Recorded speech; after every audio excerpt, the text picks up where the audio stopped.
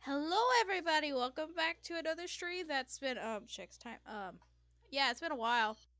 Everybody here say hi. Hi, everybody. Bye. Hello. I'll see you guys later. We're still missing a Thanks. voice. Oh, never mind. Um we're back for some more D&D. That's pretty much all I'm going to be doing by stream wise for a while. It's just some D&D with these fucking nerds. What do you mean by nerds? We are Chads, all of us. No, you're fucking not. So Rude. I guess for she's back for streaming. No, this is about it for a while. That's it. I got too much to do, too many things. But I digress. We're back for more Faraday Killer. This is season 2, cause Zero gave me the idea for that. Thanks. Yoink. So, and with season 2, that means there's no more characters, and we're gonna be introducing everybody here in a moment. Um, Um, but yeah, it's been a while, and if you don't know what Faraday is, I'm just gonna give a little overview. It is a college town. It's nice and serene, but all of a sudden there's been a whole bunch of murders lately for weird and ritualistic meat reasons.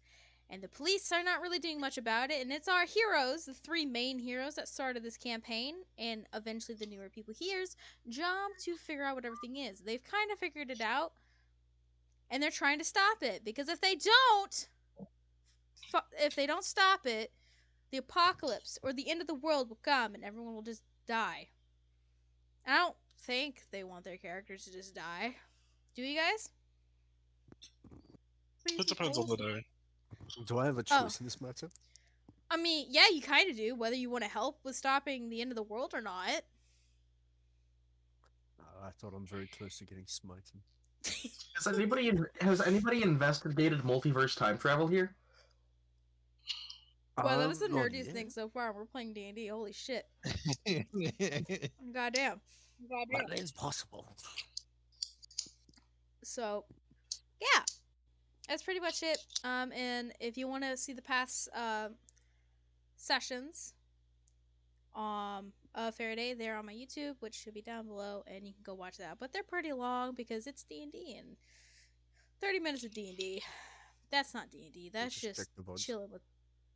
No, the VODs are already deleted because it's been a couple months since I've last streamed, and they get rid of them after like a month or two. So yeah, and that's why we all put it to YouTube. So yeah. Wow. Woo!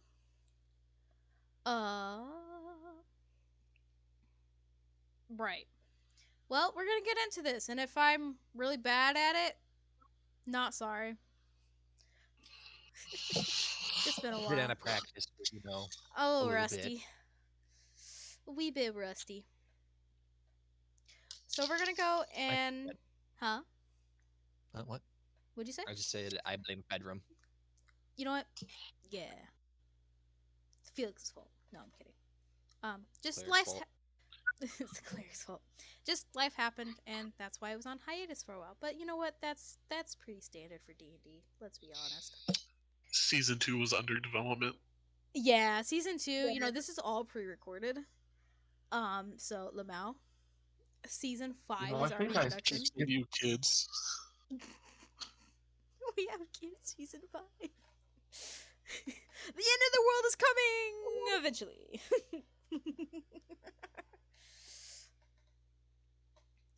But yeah, I'm gonna have everyone here though. Please roll a d20 for me, and then we're gonna get started.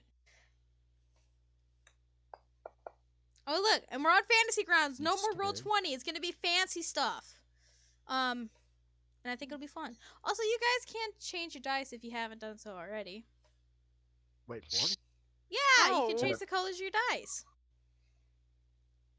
I don't I know know how to what it do is. that. Use Okay, color. I will tell you. In the top right, there's a dice button. Yes, if you look at our tool and there's a d20 there, you can click on that and you can change it while we're doing other stuff. Okay?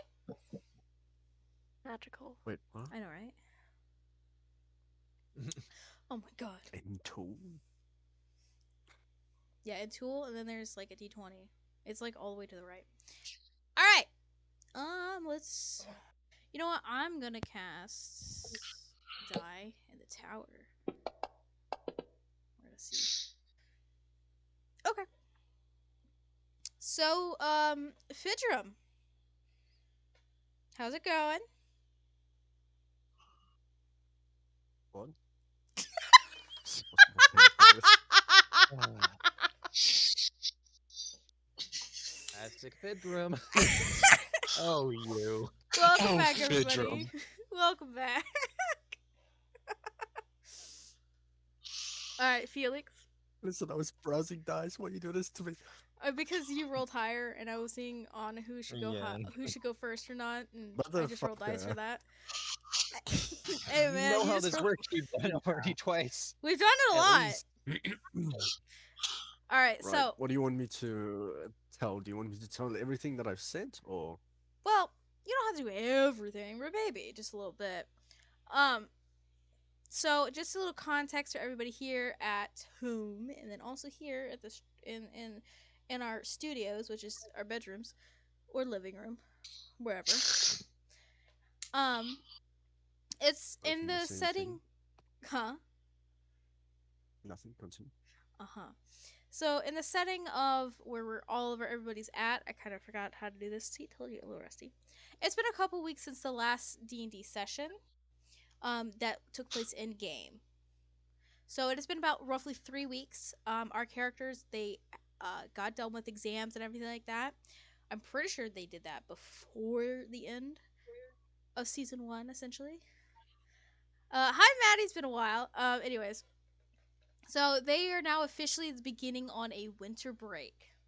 So I'm gonna have the characters, everyone here, say what they've done over those past couple weeks. We're not gonna do the what your character's gonna be doing on Monday. Now we did do this pre-session with everybody, so you guys should have at least a refresher of everything you've done. So Felix, if you could tell us what Fidrum was doing for the past couple weeks before a beautiful Monday morning of winter break.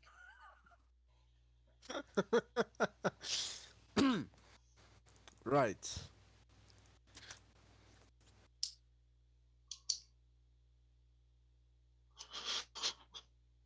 I'm just gonna read this out. Okay. Just silence. All right. All right, During here. this period of time, you know what? You wanna fight? Anyway, What? Lucky Hunley. During this period of time, Fedrum would have focused on his studies as well as keeping an idea of, well, of a sort of idea of the location or the activities of, if I'm correct, it was the Horseman of Conquest that was summoned. Yeah, the first horseman conquest. Correct. Yes. Considering we did have a contact on that, but we still don't know who, I think it was. Mm-hmm. Not entirely.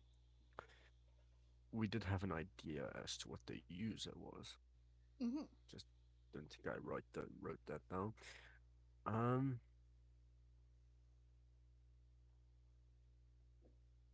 and while possible, he was researching on the still current predicament.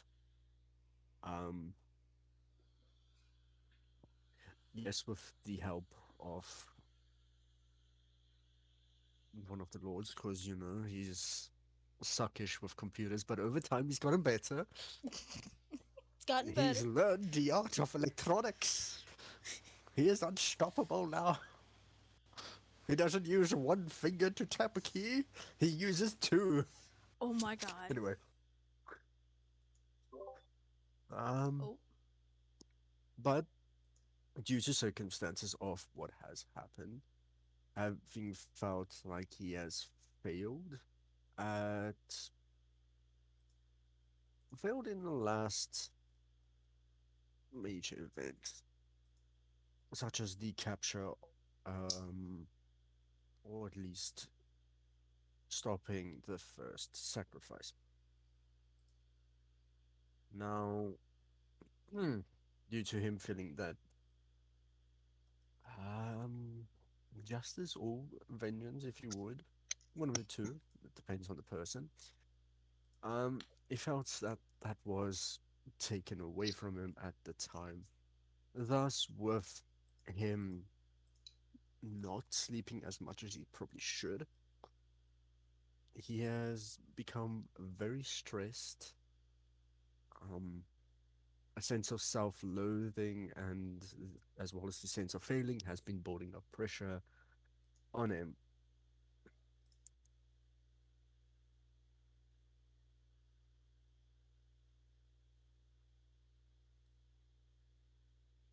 At first, he tried to deal with his emotions, um, with how he felt and the voices in his head by going to Lady Ozef's classes.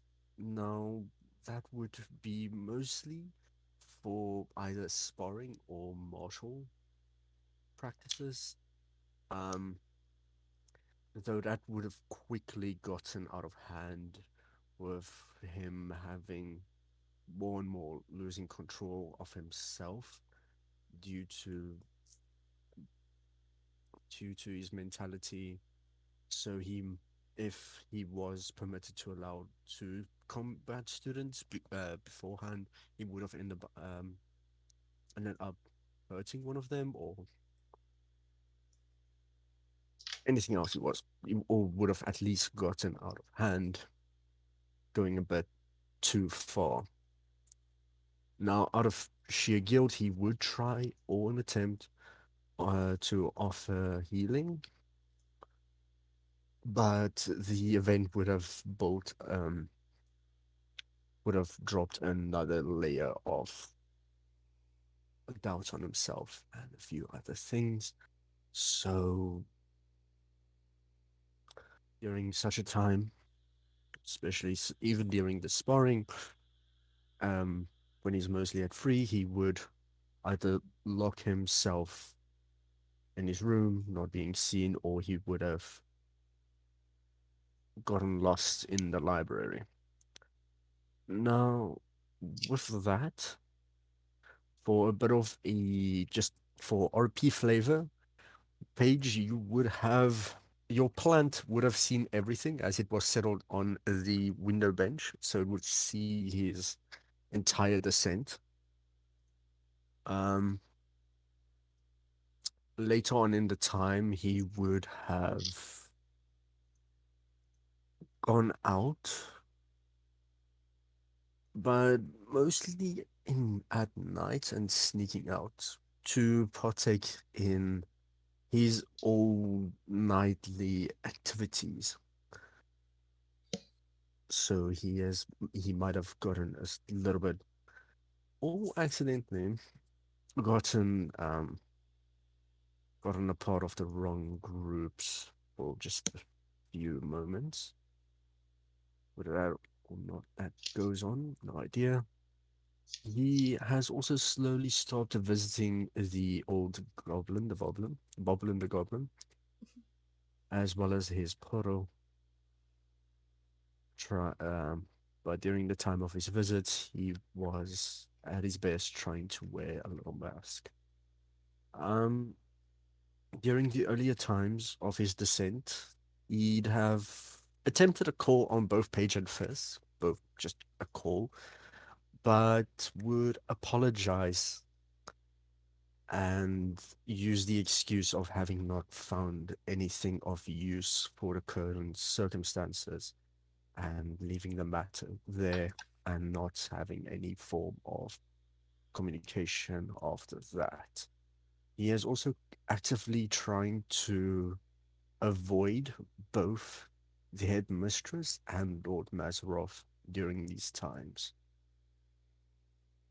And that should be it, yes.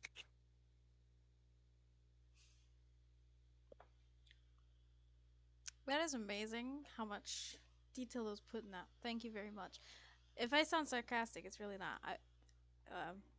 It's really impressive. Hey, my heart's broken. What do you mean? Oh, what? Jokes. Jokes. Anyway, continue.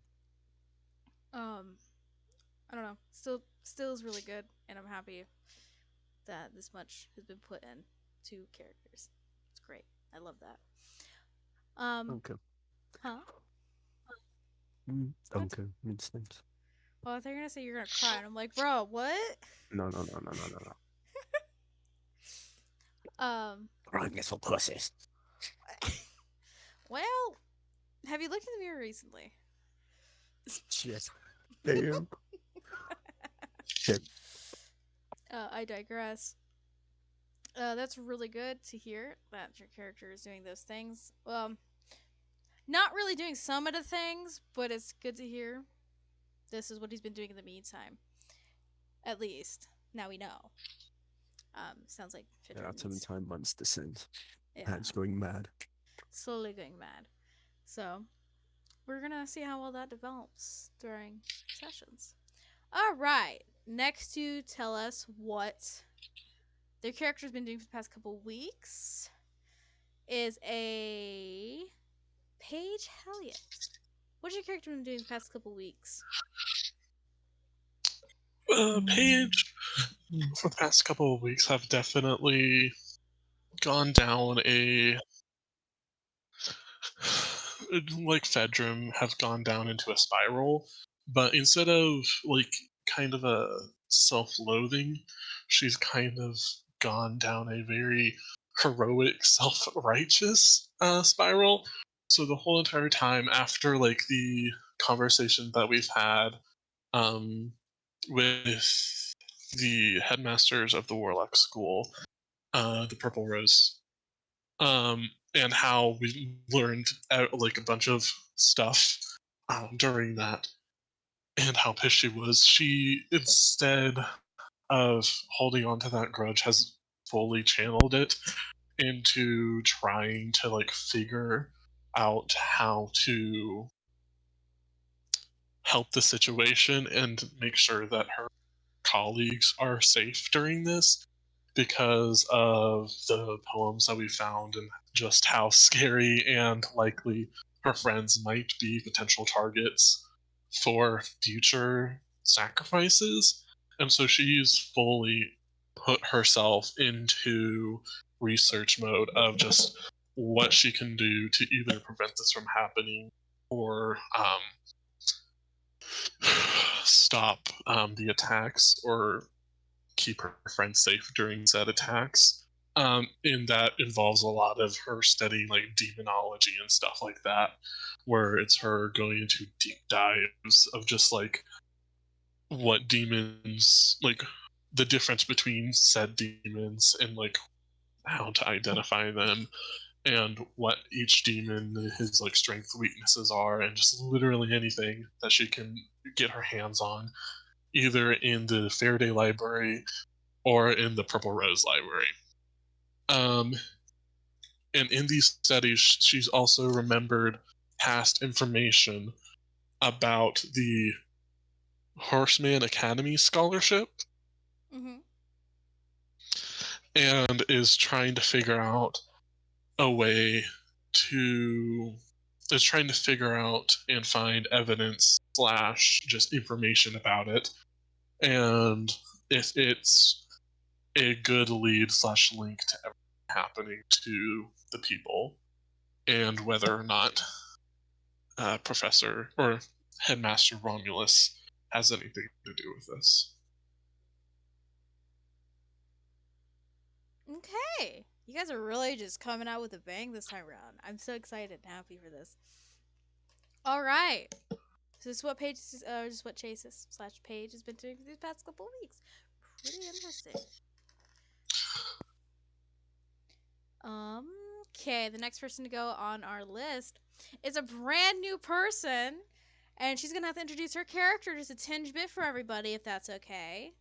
So, Lucy, would you like to Yeah. introduce your character, or as Mimi? But would you like to introduce Lucy? Sorry. Yeah, so my character is Lucy Celester. She's pretty closed off to people. She is going to Faraday University, and is taking a bunch of culinary classes. However, she's kind of infamous for being a terrible cook. Mm-hmm. Um, and she's really good with cutting up all the food. So she typically just does that when there is like a group assignment, but she's a tomboy. She's always wearing this leather jacket. She has a few tattoos and piercings, and she has like a motorcycle. She lives in her older brother's basement. And uh, yeah, she lives with her brother and his pregnant wife. She's kind of estranged from her parents, um, for not very well known reasons, and her family is pretty not like famous like a celebrity famous, but kind of like Well very known. high class. Yeah, so they're kind of snooty and she doesn't really like them. She forgets stuff pretty easily. I guess I should probably say that she's a wood elf rogue. Kind of forgot about that bit. It's fine. But she's only about like 5 feet. She's pretty short. With like long, dirty blonde hair, typically pulled back in a braid. I don't know what else to say. Is that it that you want to say to everybody about your character? I guess. All right. I guess. Well, everybody will get to know your character as we go down, or not as we go down, sorry, as we play more. So this is very good, though. Very good job. Now the other thing is, what has your character been doing for the past couple weeks? So her sister-in-law is probably around like 6 months pregnant, and so her brother has decided to take his lovely wife on a little baby moon, and so Lucy has been tasked with getting the baby's room ready. So she's been like painting it, setting up all the furniture, and like washing and folding all the clothes. But she's also been trying really hard to practice her like baking, to like bake a cake. However, she has ruined many pans already. Uh, Nothing has like caught on fire quite yet. But she's been working on it. She's been reading a lot of romance novels because she's very lonely. And like she doesn't really have friends, so she's just been at home playing video games and working on the baby's room and stuff. All right. Does your brother and stepsister have names? Oh yes, they do. Oh, all right. What are they? 1 second. My brother is Wendlin. He also doesn't really like my parents. And then my sister-in-law is Emerus. Uh, my brother is a wood elf like me, and he's a bard. And then Emerus is a human girl, and a monk. And then they're gonna have a little baby boy named Kurzik. Nice. I don't want to write these names down incorrectly, and for anybody else who are taking notes, could you in the chat here write down their names for us, please? When you have a moment. Sure. Thank you. In the Discord one. You can do Discord on here, whatever you're comfortable with.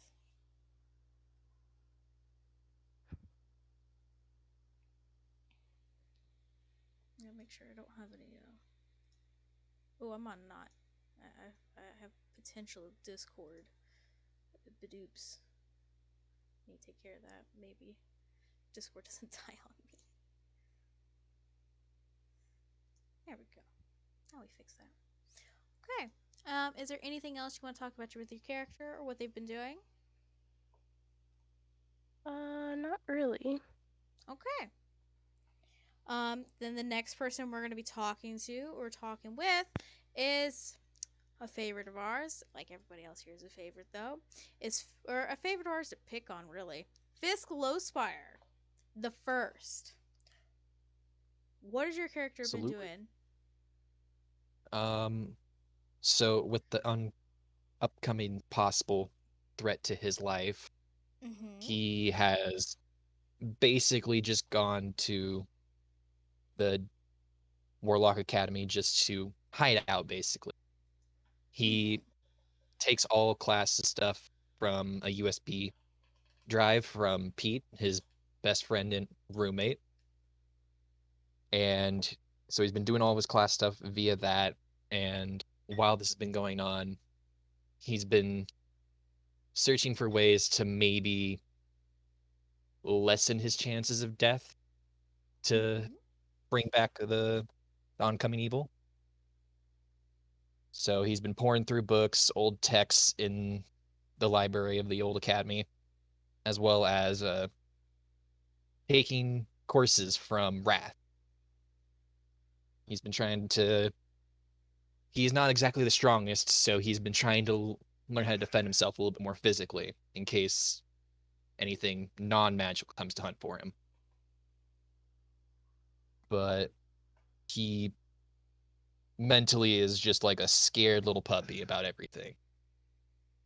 He pretty much jumps at any time someone sneaks up behind him and says hi, and just almost cowers in fear. And that is about.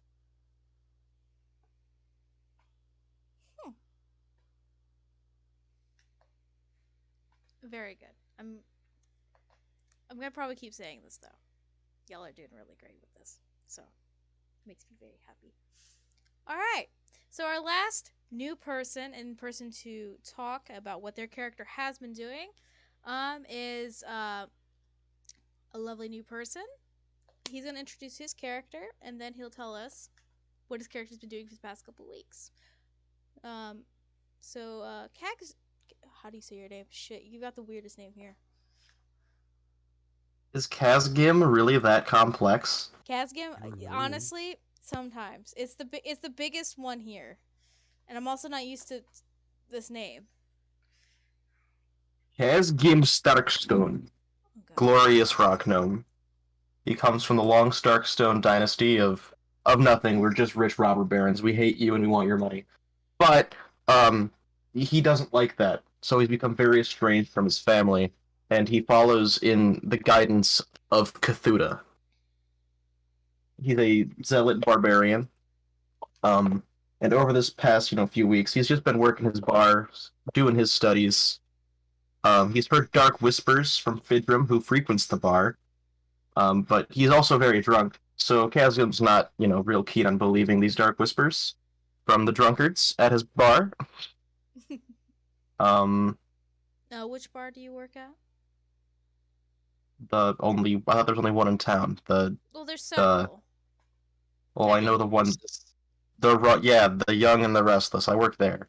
He doesn't even know the name of his own bar. Yikers. Continue. Well, I don't. I thought that was the only available bar to work at. No, there are more. There's a whole town here, my Which I dear. okay, but I With thought only there one was. bar. Well, I mean, that's not that blasphemous. Granted, there's like 4 bars by my work, so It's what do I also a know? college town. Yeah. That would be blasphemous. Oh, right, bars. That would, in fact, okay. Touche. Yes. Time He for a quick follows. lore rewrite. What's all the name of all the bars? Oh God, no. He just follows. He follows the teachings of Cthulhu very devoutly, somewhat recklessly. Would you like to I tell us a don't little bit about Cthulhu? Just a little bit. We don't need a religious know. segment here. So Cthulhu is a somewhat darker god. But he's real chill. Like he just wants to sip mai tais and live on the beach. Um, you know. But also maybe he'll eat your planet. It depends on if he woke up with a headache or not. It's really indecisive. Uh-huh. He's real chill. unless you like ask him for cosmic power. He has no warlocks that follow him, even though he's a great candidate. All of his buddies keep telling him to become a warlock patron, and he keeps saying, "Fuck that! I'm too lazy to grant power to people." All right. That's kind of Cthulhu in a nutshell. Very very chilled. Unless he like woke up with a headache and someone didn't bring him a martini, and then he's upset. And like, just don't be on the receiving end of Cthulhu being upset. I think I have a. I Understood. think I have a. I have a picture of Cthulhu that I can share with the chat. One moment. In the D&D. I don't usually pull stuff up like that on here, but for everyone else's purposes, they can look at it.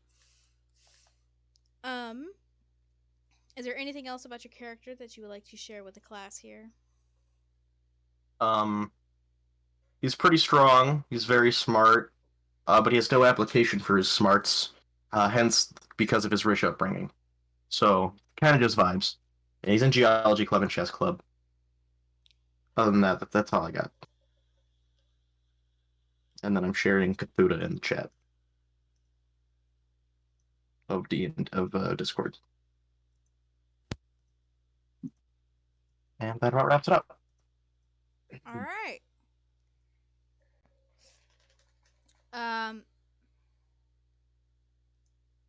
What has your character been doing then for these past couple weeks? Just bartending, going to chess club, going to geology club, being good at finals. Fuck yeah, hell yeah.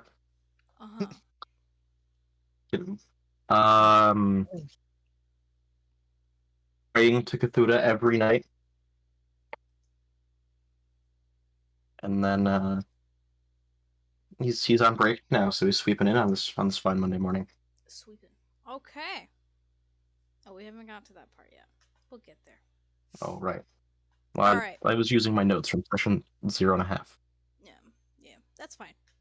Alrighty. Well, everyone here, pat yourselves on the back. You guys did fantastic with everything. That's lovely. Genuinely. Very happy about this. And everyone in chat, if there's people that's here and want to do so, round of applause. They deserves it. Here. That sounds probably wrong. Don't care. But anyways, I'm gonna need you guys to roll another d20 for me because we're just gonna go in different orders. We're not gonna go the same because we like to, freshen up. And plus, you guys seem to have new d20s at the ready. Look at that. That's all great. Except for him. No, No, that No, was Fidget's is darker. Fidget's is darker. Instead of the black and white, he went with that, and that's great. All right. And then I'm gonna do my own because you know what? I like rolling dice. You know what? And I can also roll dice in person now, which is great. All right. So Paige, Yep. it's a fine, lovely Monday morning. The first day of winter break. You just got done with finals. You've been doing the things that you've been doing for the past couple weeks. A little stressed, like everyone here, except for Lucy and Kazgim. I think I fucked up that name. Whatever.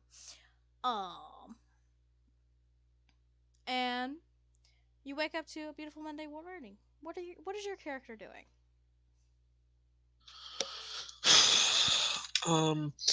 I think that it's just going to be another run of the mill for what I have been doing for the past couple of weeks.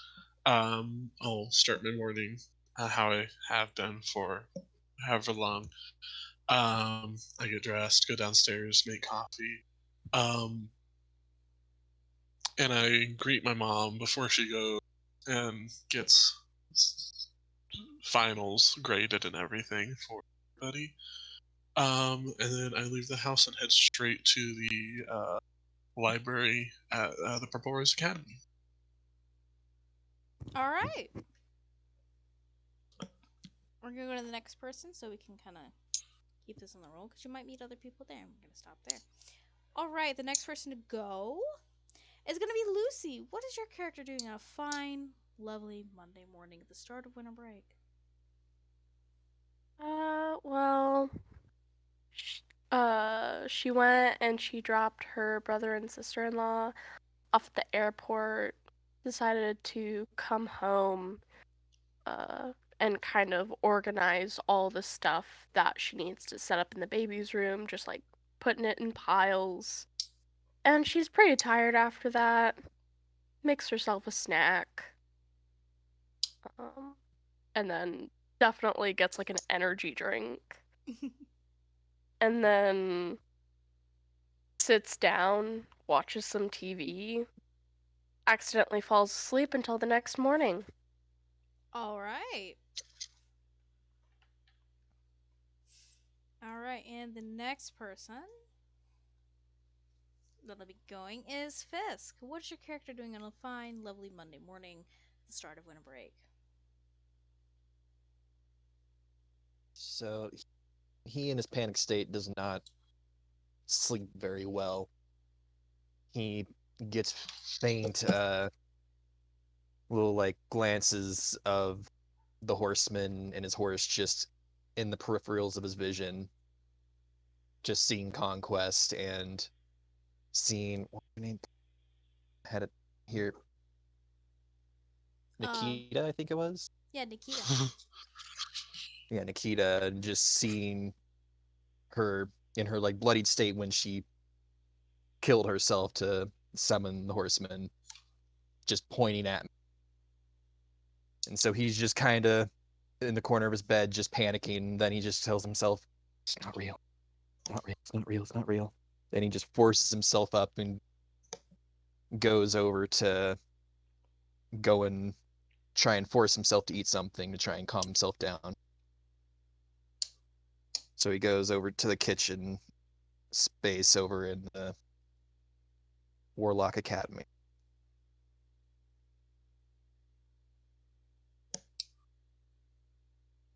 And that's about it right now. He's not gonna be doing much. All right. Alrighty. The next person to be talking is Fedrum. Your character wakes up to a fine, lovely Monday morning on the first day of winter break. What are they doing?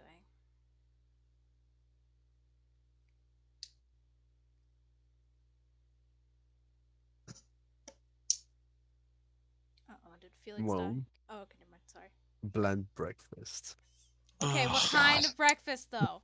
What is he eating? It's a bland breakfast. Yeah, what it's is just it? a piece of toast with like a Oatmeal plain with egg. no sugar. With what? No sugar, no. Oatmeal with no sugar. Oh, what the hell? What is this heresy? Honestly, probably would. Ah! No sugar, no honey, just literally oats and water. Off-brand And cherry. butter. You know what? He You're didn't I've even done that boil it. He myself. just puts it like that, like it's cereal. Your diet Considering sounds how worse depressed than he what is, I wouldn't be made. surprised. We fixed him we fixed him, and then all of a sudden, after his trauma, he's just like reverting back to his old habits. Seems like it. But without staying too much, well, too long at the cathedral, he does. Well, he goes off into the city. Where I am unsure. All right. So he's just one. Manages walking, yeah.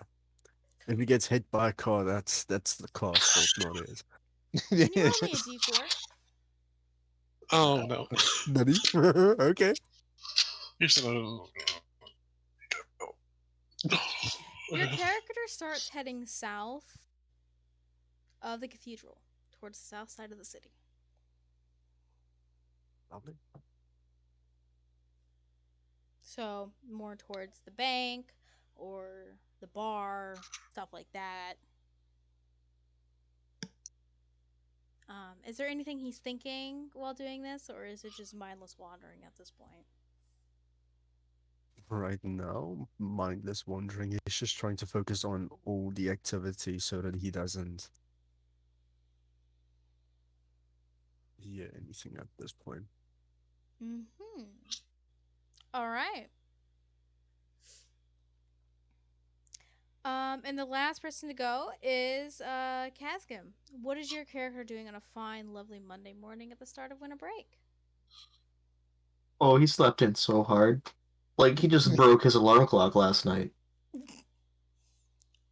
Like, you don't even know. Like, he's like, oh, I don't have to use that anymore. Bonk, breaks it. Split in half with battle axe. All The right. bedside table as well. Wait until next semester. Yeah, I know. Well, Thank God he's got a job. Well, I can buy okay. another one.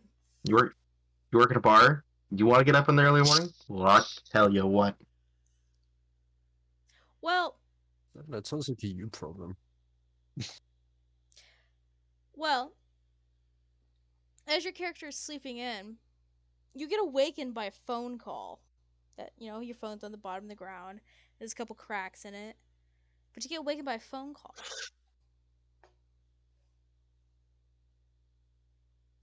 Who is calling me at this ungodly hour? And I'm gonna answer it. What you see light up on the front of your crystal here is the name or is the number to the place that you work.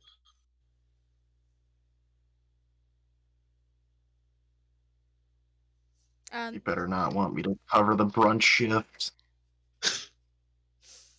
Hello. Hi, Kazgim. Yeah.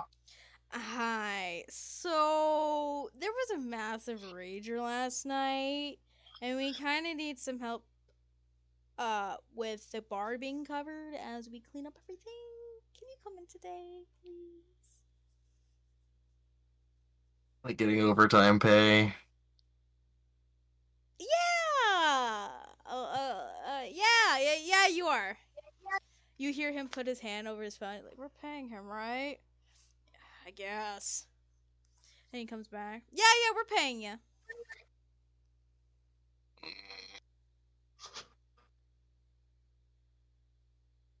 I'm also taking a bottle of Grey Goose home when I'm done.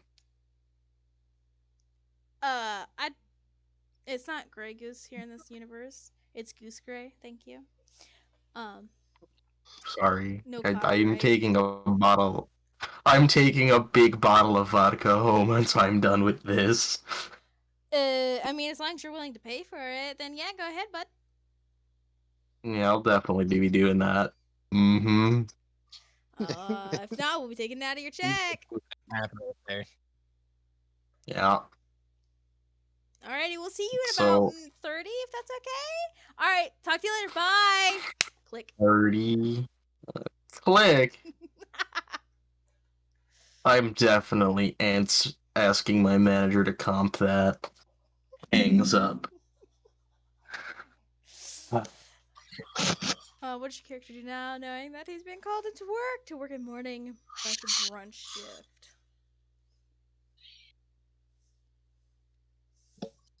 Well, I guess he's gonna go put on his trousers and his work polo. And then start biking to work. Okay, is it a motorcycle or a bicycle? Motorcycle. Damn it. It'd be funny if it's a bicycle. No, it's a motorcycle. Alright. We have class in this town. You got classes, yes. Alright. Yeah, okay. I also am not showering, and I'm definitely going to be fucking annoying about that. Okay. Like, we're skipping all of the things that make me smell pleasant. Oh god, okay. Alright. Alright. So I'm going to Man need, chose violence. apparently. I'm gonna need Fedrum and Paige to roll perception checks for me, please, in the dice tower. I'm gonna use that a lot. You guys it's gonna be great. Hoorah! Hurrah! Dice That's tower. Dice tower. that's Down not at on the dice bottom. tower. It's fine. Oh, right. Whoops. Or if you want to re-roll again, that's You fine. want his... Do it. Re-roll again, you put it in the bottom. Alright. Okay, now we just wait for Wait. Fedrum. What did I get? Another You roll? don't see. No, you don't see. Only I see. I'm gonna be nice there, Fedrum. Could you roll with advantage, please? So roll again. In the dice tower, though. Yeah. Alright, that's better. Alright. Fedram and Paige. Paige, you're starting to wander down to the Young and Restless nightclub during the morning to go and talk with Lady Olvis for more information about demons. Fedram, you're wandering around aimlessly, just don't know what the hell to do around town, but towards that side of town where Paige does notice you, but you don't notice her very much. Hmm.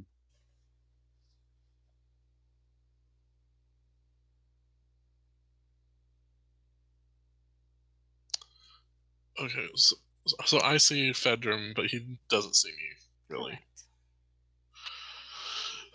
Correct. I go, I basically, I briskly walk over to him, and as I'm getting closer to him, I say his name, but I am mostly just focusing on his wrist and slash grabbing his wrist to make sure he's wearing a bracelet. Fedram, does your character have the bracelet on? Not at the moment, no. I'm gonna beat your ass. He hasn't been wearing it for a few weeks. Oh, you're gonna get an It's ass been sat whooping. in his room next to the plant. That ass, it belongs to Paige soon. Hey, more ways than one, but hey, oh! So yeah, Paige is gonna walk up to Fidrum and, uh, of course, call Fidrum's name and be like, "Hey, hi Fidrum, how are you?" But as she's briskly walking up to him, she also immediately reaches for his hand to look and see if he has his bracelet on. You look at Fidrum's hand once you pick it up and notice that the bracelet is not on his hand or his arm or any of them. My smile on my face immediately drops. I stare Fidrum directly in the face and tell him, "Go back home and put your bracelet on." Fedrum, what does your character's face look like upon noticing Paige? Well, beforehand, he was mostly just looking down at the floor. The moment he heard Paige's voice, he adopts hmm, A type of mask? a type of mask, but it's his usual mellow, kind of just a quiet, very hard to read expression. Okay.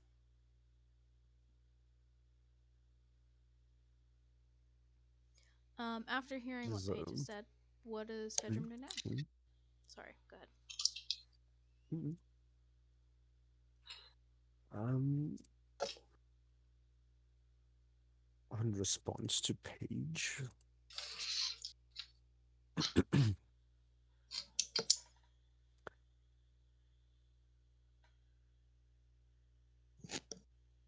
whilst you may not like it, I do choose when I want to and want not to be seen or to be found.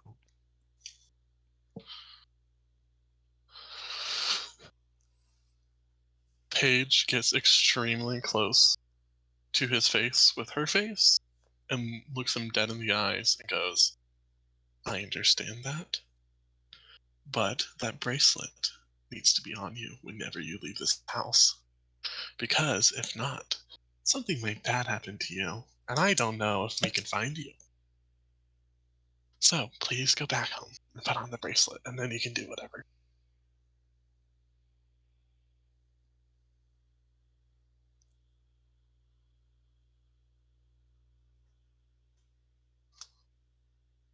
I have, I think I have.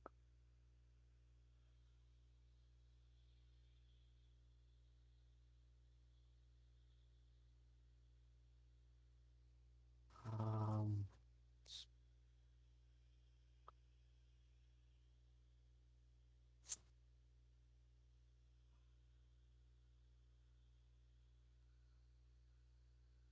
how long have I been walking at the moment? Not too terribly long, but you don't see St. Helena in sight, but it wouldn't take you too long to go back and get it if you need to. Okay, but I mean like time wise. Time How long would wise, it take to to get back, or mm, how long you've been walking? roll from here and back? Here and back about 20, 25-ish minutes. How far am I away from the nightclub? Yeah, you're very not far. You can see the place within sight.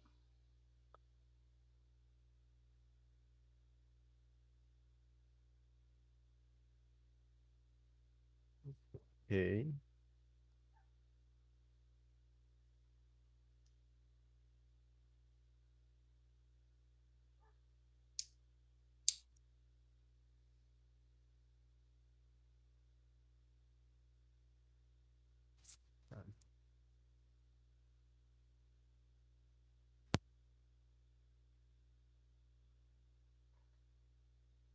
Okay. Considering that doesn't work as I hoped it would. Hmm?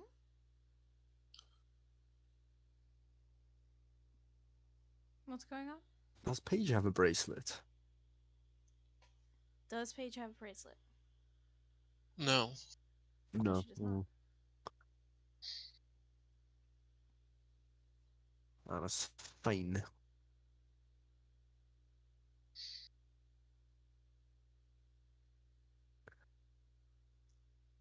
Bertram straightens up, looking Paige directly into the eyes. Not something he's always been good at, but he's gonna do that anyway. He's not gonna say anything for the time being and just continue staring at Paige to like a very uncomfortable kind of length. And then he's gonna turn and continue on his way. Where is he turning to? He's still going to the nightclub at this point. Okay.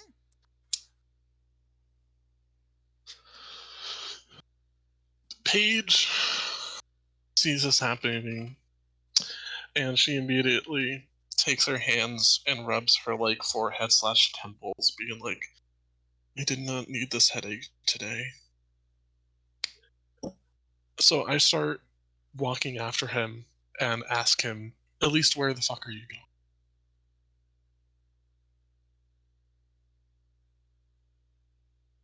If you were to know, I am at this point probably going to the little underground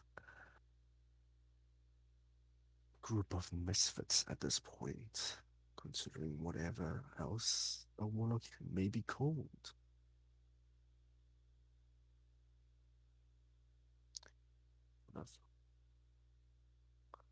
I'm going to the nightclub. Or in that Oh, direction, at least. oh, great! I'm going to the nightclub. Since you don't have your bracelet, you're spending the day. And I grab him by his arm and we walk. Mm-mm. He's just gonna get be dragged along now. He's not gonna go up against it or anything at this point. This is what happens when you don't wear your bracelet. Mm. Both of your Or characters. you know it is intended. I'm joking. Uh-huh. Both of your characters walk to the nightclub, and you walk in.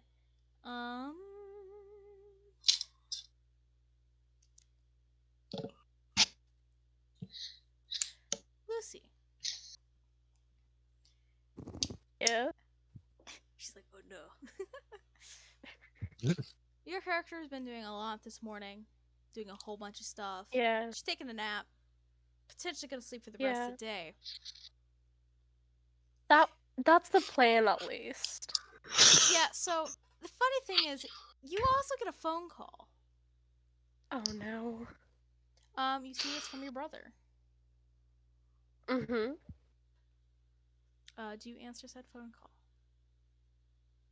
Yeah, begrudgingly. I'll answer it in like, "What do you want?" Very angry voice. I was having a nap. So it's been a couple hours now. Just FYI for your character. Actually, no. Hold on.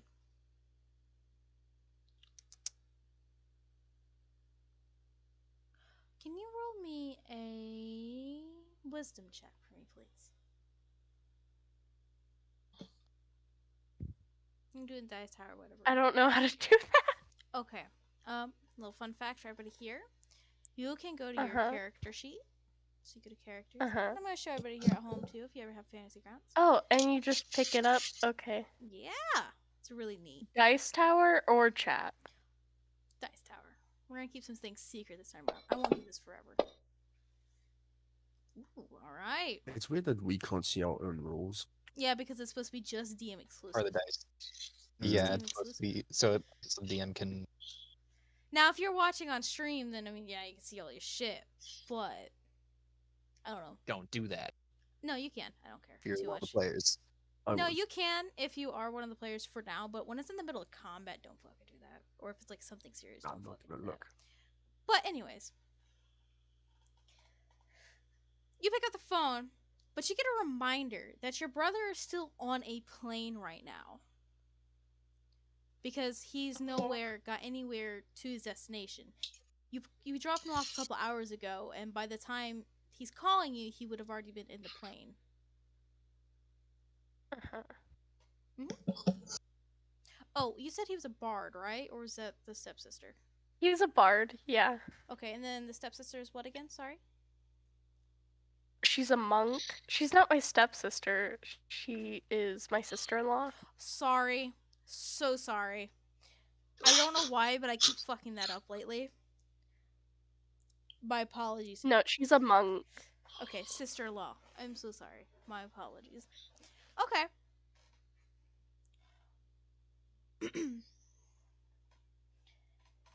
You get a call, and it's from your brother. Do you answer after knowing this information?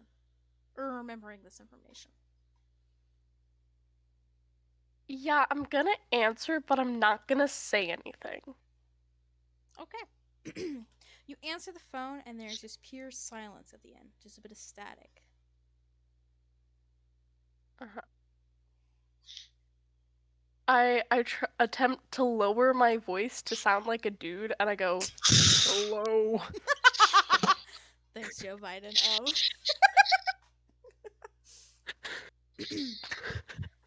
I'm sorry. Is this Lucy?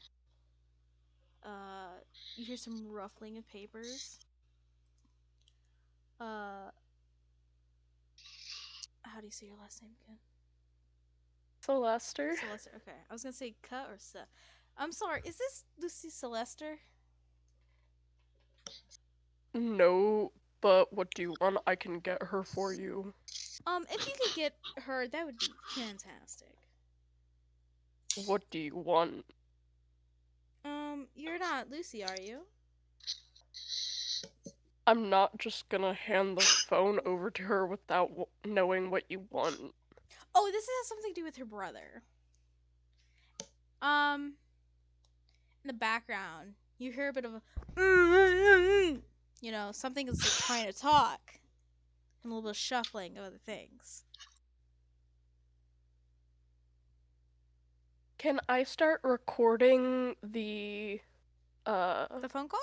like the call somehow? Yeah. Okay. I start recording it, and then I go back to my normal voice, and I'm like, "Hello, this is Lucy." Hi, Lucy. How are you doing today? Fine. That's great. So, Lucy, is it right? You're more shuffling. Yeah. Yeah.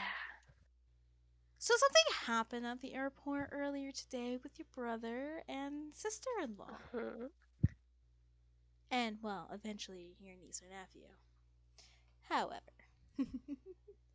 And you hear more shuffling and the, you know, getting louder. And you hear a big thwack. And the shuffling stops. So Lucy, is it right? Yes. I'm sorry. I'm really terrible with names. Terribly sorry. Um, how do I put this? Your brother isn't going to the wherever the hell he's going. I don't even remember. He's not going, and neither is your sister-in-law. I hope you're okay with that. I just Okay. wanted to let you know ahead of time he's not going there. Due to the fact that, Mhm. well, his services will be needed elsewhere in, let's say, a couple months' time. So I was just gonna let you say goodbye, your goodbyes to your brother, for he's about to be part of something that's, well, fantastic. I mean, yeah. So is there anything you want to say to him before I let you go off the hook?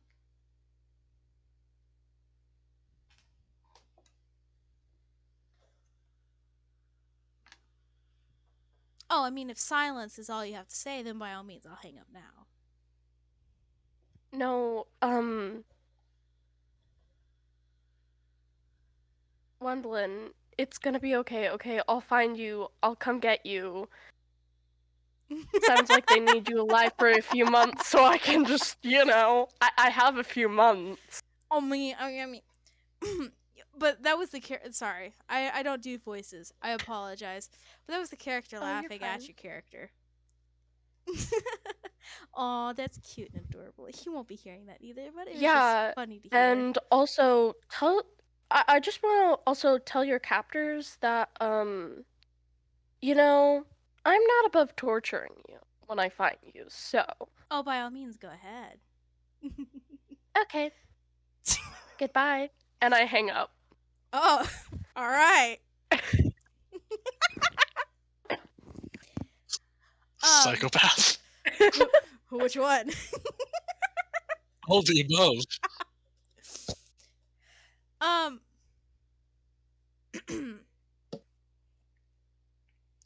as you click off your phone, you notice that your phone glitches out. And what is left is a black screen, and on that screen is a icon of a silver knight riding a horse. I go into my computer web browser and I look and I try to find it on images. I try to Google search up image what it search. means. Yeah. All right. we're gonna move on from here. um, Fisk. Yes. Hi, how you doing? So you're kind of just waking up after a paranoia dream or a nightmare essentially. You are sweating like crazy still. You're shook up, anxious, nervous, all that. Your bloodshot eyes wide-eyed open. Sorry, wide-eyed open. Oh, one moment.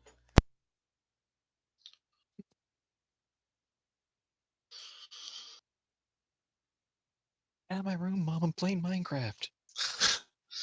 Can't you see I'm playing Minecraft?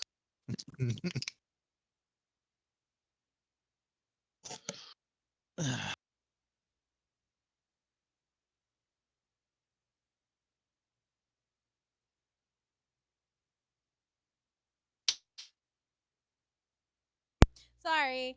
It's been a while. Had stuff to do. Anyways, your character is bloodshot eyes, waking up, nervous, anxious, yada. Back at it. You get a knock on the door, ironically enough. I kind of just jump and go like, who's there? Oh, and this is after you went to the kitchen and got yourself back. You went back to your room and is just chilling. Okay. Well, with my food still kind of in my hands, I kind of just jump a little bit and I'm like,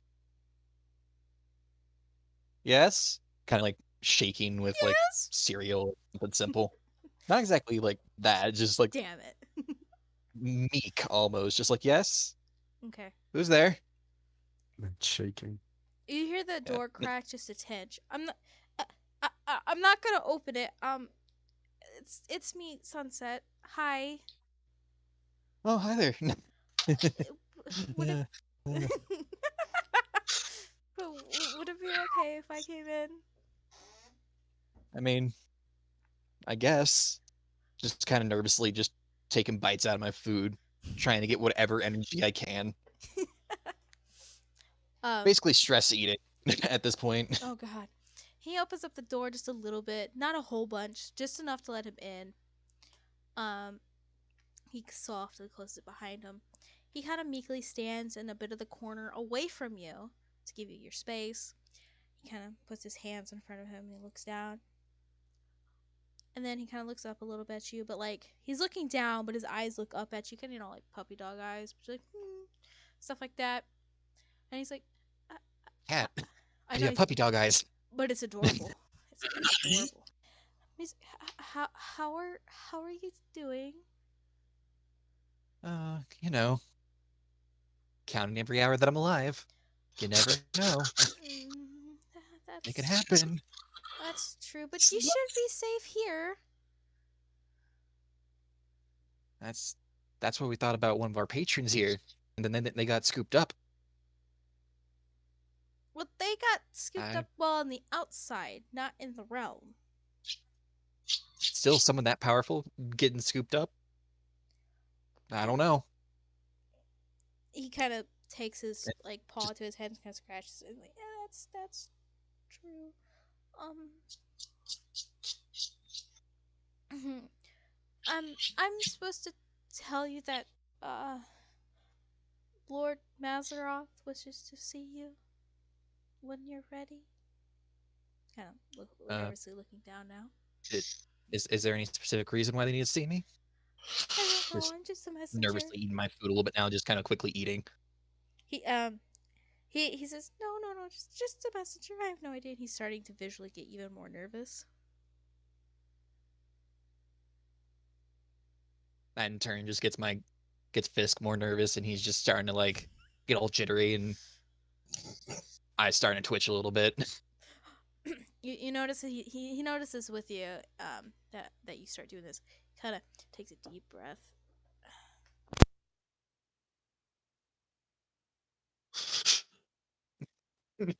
God damn. All right. He takes a deep breath, but like not a really loud one, just a that's barely audible, but you can still hear it. Kind of looks up. He straightens up a bit. His nerves are still there, but he's trying to, he's trying to be better for you and not make you feel as uncomfortable. He says, "I'm sorry. My nerves are a little out of whack because everything's kind of going crazy, and I'm not trying to drop all this information on you to make it worse, but he kind of does a bit of a bow in front of you, and he says, "It'll be okay. All right? We will help you with this as much as we can."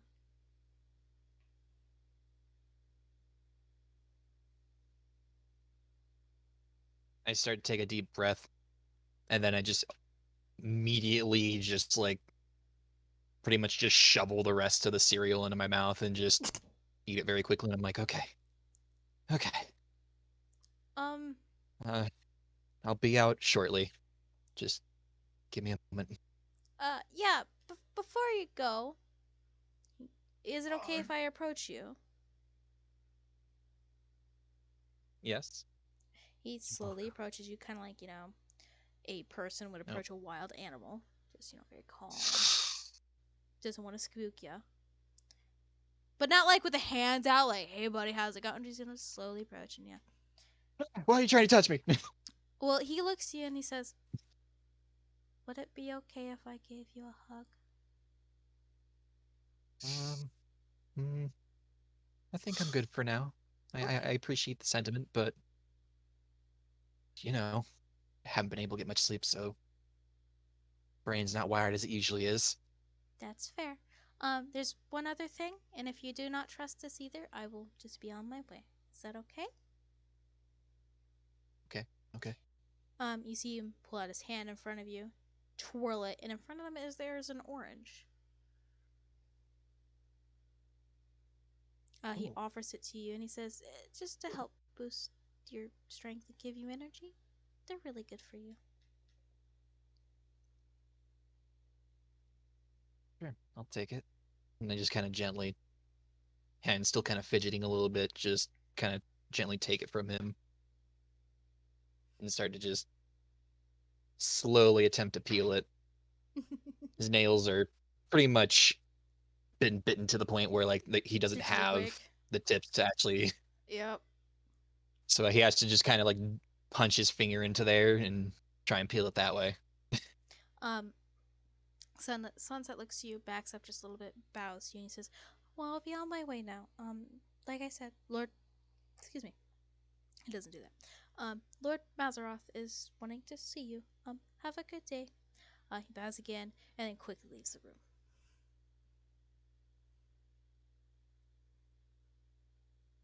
I pull apart the orange and immediately just like don't even fully peel it, but I, like right where I can probably get like a part of the orange, I just like tear it out and I just immediately take a bite of it and just bask in the flavor because he's just been eating whatever he can quickly get his hands on. So something like an orange is like a burst of new flavor to him. It's basically the equivalent of a Fedra moment where it's just like, oh my gosh, oh There's more than salt and pepper. Oh my fucking god. yeah. It's- Fuck up. There's spice. There's spice. Why If an orange is spicy to you, that's alarming. I'm gonna be I'm- concerned. Listen, he didn't not have a a matter lot of of it being- oranges when he was growing up, okay? uh, Sure. It's not the fact that it's spicy; it's just the burst of flavor where it's just like, whoa. what the hell is even that? I don't rude. So just like I the like all of you. explosion What's of the flavor just kind of like sends him over the edge for a second, but also just kind of calms him down where he's just like, oh, Sunset was right. That is quite nice. Immediately just peels off another of it and just drops it down. He like I said, stress eating. He's just been going crazy with it. Yeah. But Um. after a couple more, he starts to get up and dress himself a little more proper and whatnot. Tries to get back some semblance of elegance that he used to have. And he starts to take down his knives from the sides of the wall that are like right along the door. So if anyone was to like slam it, they would almost fall directly on someone because he's just been that paranoid. Oh goddamn. And yeah, no. He would have warned any of his fellow colleagues or his patrons about this so that they know not to just go slamming open the door at any time. That's fair. But he starts to take a couple of them down and puts them on his belt and starts to slowly walk out.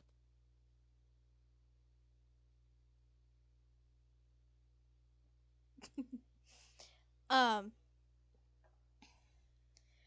You walk out, and instead of going to the library where you normally go, you immediately go into the realm that Lord Mazaroth keeps himself, which is basically the bar, but empty and just him. Caskim. You start walking to work. I've got a motorcycle to work. Oh right. Yep. Sorry. I'm not used Kinda. to bikes about? or vehicles because the rest don't really do that. Adrian doesn't know what a car is. It's healthy to Except- walk. Yeah. It is. So, We've cause established Casim is very, enlightened. Does ask him in have some ways. aviators as well while he's riding his bike? What's wrong with aviators? Huh? Nothing. Okay. I just want to know how much of a punk boy he is. A punk. Casim doesn't do aviators. He's more of a He's getting like, those just normal, like- glasses with that Is you go out he- fishing with. He's got those. no. He's not got those either. He's just got like normal person sunglasses. Is it Uh-huh. that guy that takes off the muffler? No, he doesn't have freedom pipes. No, he's probably got a fucking export. Mhm. If I'm to wager. It's powder blue though. I'm gonna tell you that it's gonna be powder blue. Do I have a powder blue? Okay, it's powder blue. Good to know. Yeah. You're riding to work. You know, you get in some glares because it's early in the fucking, or it's not even early in the morning. It's like around 8, 9-ish. Um, but you get into some like, what the fuck, dude? Because it's not a really loud bike, but it's just enough to be like, seriously, fuck you. You head to work. I need Paige, Fedrum, and Kazgim to please roll perception. Dice Or Tower. do you want me to roll? Perception. Exception. Where? Oh, you know what? Back You into the guys don't tower? have to do the tower. You could just do it on the thing. I'm gonna change it Okay. up every once in a while just to be nice. I'm as blind as a bat. Woo! All right. Fedrum and Paige, you start walking to the bar. You hear this bike rolling up. Fedrum, you've seen this bike before in the parking lots a couple times. Same with you, Paige, but not very often. You just don't really care. But you've seen this bike before. You see Hasbing get off his bike, start heading to the Restless. nightclub. Bar. Yeah, to the bar. You say Jesus because I couldn't think about it there, Zero. No, I said young and restless. Oh, yes, sorry. But yeah, Heading young to restless. Jesus. Oh, okay. I thought he said Jesus. I was like, bro, he ain't gonna help Jesus you here. is the patron now. God, no. I refuse. No. Um, you see that he has got keys. He unlocks the door and stuff like that, and walks in, and then locks it again. But you guys can walk up to the door, and stuff like that.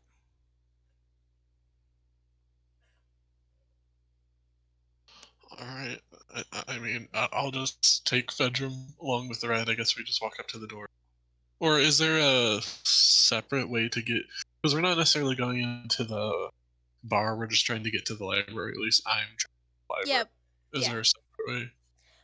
There's a back door you guys are allowed to. You still have to go into the bar to get to the portal. Okay. We'll just go in whichever way isn't locked for The us. back door is unlocked. Or right whichever. now. Okay, I just go through the back door, I guess, then. The back door leads into the kitchens, by the way, where you see a whole bunch of bustling, people cleaning, getting some stuff ready for tonight and for some like brunch thing that's coming up. You can see that they're like, hey, Paige, how's it going? Hey, Fedrum, do you want some dino nuggies there, Paige? We're cooking Yes. them up. And they're like, I mean, yes, please, thank you. all right, we got you. We'll get you going. Fedrum, anything you want? The true demons of the campaign. People that enjoy dead nuggies. Facts. Patron pauses, looks at Paige and just shakes his head. No, thank you. They look. Have you like, got all anything right, to eat today, Fidrum? Mm? Have you ate anything today yet, Fidrum? I have had something, yes. Okay. And they're like, And all we right. start heading on our way. Well, we'll get you there. Kazgim, you notice as they're exiting the kitchen area and start heading towards the VIP rooms. All right. I mean, I'm kind of working in the bar, and I see people go in the VIP rooms all the time, so I just would leave them to it. Okay. Paige and Fedrum, you also do see Kazman doing his bar duties as you're going, just in case. Okay. Gives him a nod. Should I throw him a peace sign? Once.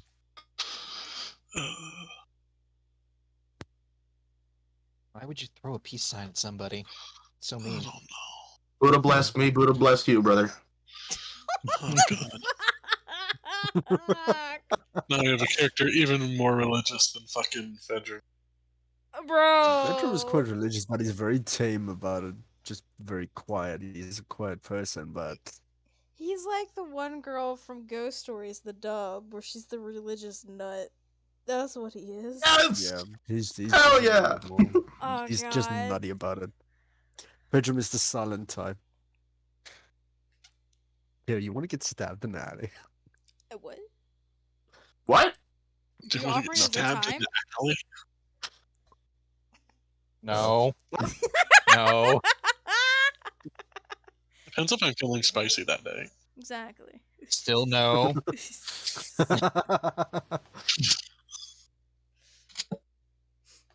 It was Yeah, like, the I dad guess of we the just group. well, He is the oldest. And he's got a beard unless he shaved that off. Oh no, the beard stays on. Here stays on during sex. Well, hold on. This is the beard like? Is it just like one of those like I haven't shaved in 7 years looking beards and like completely unkempt old because you're gray going wizard. crazy, or No, what? no, it's just like a little like gently trimmed. He's got a He great he beard. still tries to, manage it. It's just he We're hasn't talking about gone. you. Oh, talk about me? Yeah. I thought he was talking about Fisk. Are you talking about Fisk Fisk? doesn't have a beard. Well, he's got an No, imaginary Fisk has- one because he's a changeling. Not You think imaginary. so? It's real. Yeah, you tell yourself that every day. No, my actual beard is a little bit on the crazier side, but I still like brush it like every day. Wow. See? Told you, dad of the group. Wow. Do you make the dad noises a when you get nerd. up from a table or a chair? Depends on how long You I've been know, standing guys. still. So, I also make those noises for sure. Bro, what the fuck? Damn, What? you're old. What the fuck? We don't worry, I, everybody I, does. I ain't even old. I feel old. Damn. Anyways, back to campaign. Yeah, sorry. yeah. You know what? This wouldn't be D&D session without random segues. So yeah, you guys start walking towards the VIP room. Before you go though, the people from the kitchens go to Kaz again. And he's like, "Hey, give Paige her nuggies, please. We got shit to clean." Do they just hand them to me? Yes. I say, hey, what'd you say? I said, give them to Paige, the woman that's literally walking away. Oh, Paige, we got your dino nuggies here. Order up. I start walking over. Very interesting bartender.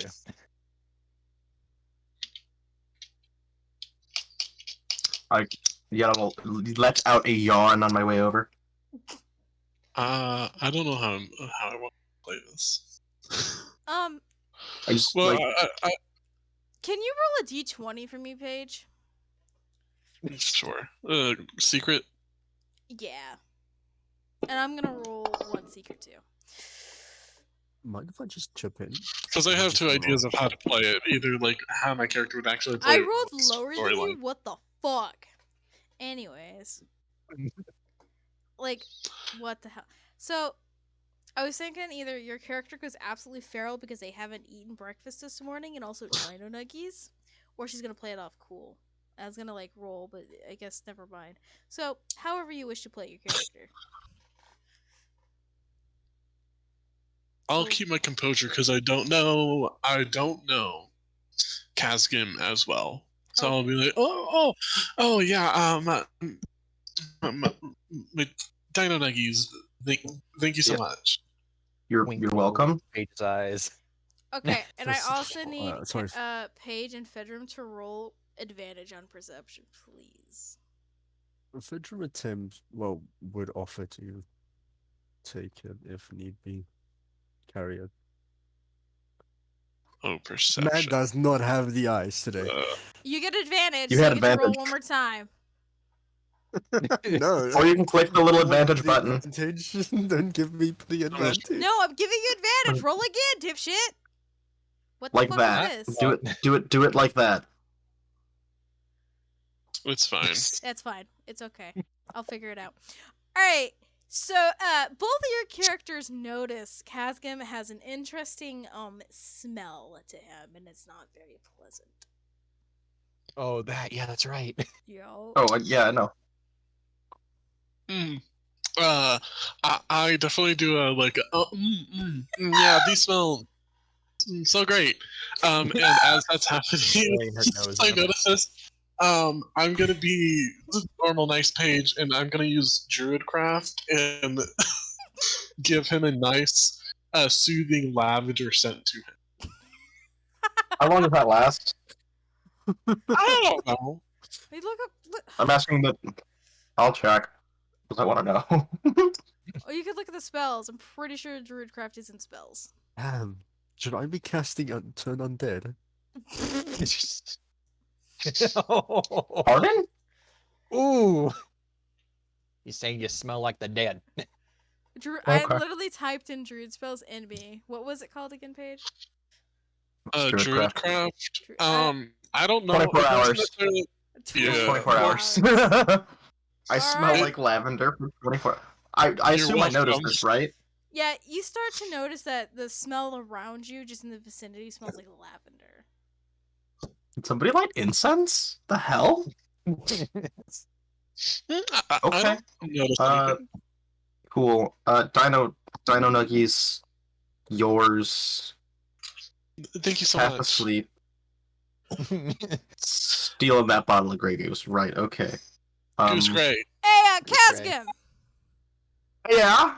I'm gonna need you to clean out the VIP rooms, because, yeah, there's like a bit of a mess down there. We haven't cleaned that up. Can you do that? Where's Bill, the janitor? He's sick, man. He was at the Rager last night. Yeah. How'd you know, Paige? The fuck? Were you here? And we didn't notice? How the hell would we notice? All the dino nuggies would have been gone. I have my ways, people. That's Veteran creepy. just glances at Paige. Thank you. Really? Like that, But, like, you need to, I'm like, gonna grab go- the cleaning stuff from, like, the bathroom, because I know some of them poles... yeah, they need a little bit of cleaning. Just a little bit. So, and, like, I- gloves and masks. So, yeah. Anyway, thanks, bud! And you hear the door close behind him. Oh no. We You just get a full hazmat suit to play it safe. There's no We can, hazmat I just uh, kind of, in a bar. I just kind of look at Idrim and Paige and just kind of squint, and I'll be like, "Kid, you hold the door, please. yeah, sure. Thank you." And then I walk into the bathroom and get the cleaning supplies. I look over at Fridgerman and is like, he hates. The cleaning supplies is just a bottle of spray and Is it just Windex? yeah, no, it's not Or Windex, but it's just Dexwin? Is it just Dexwin? yeah, it's Dexwin, and like you have to get the paper, you have to get the toilet paper from the thing 'cause you're out of Oh, paper towels, God. and it's one ply, and there's no more gloves.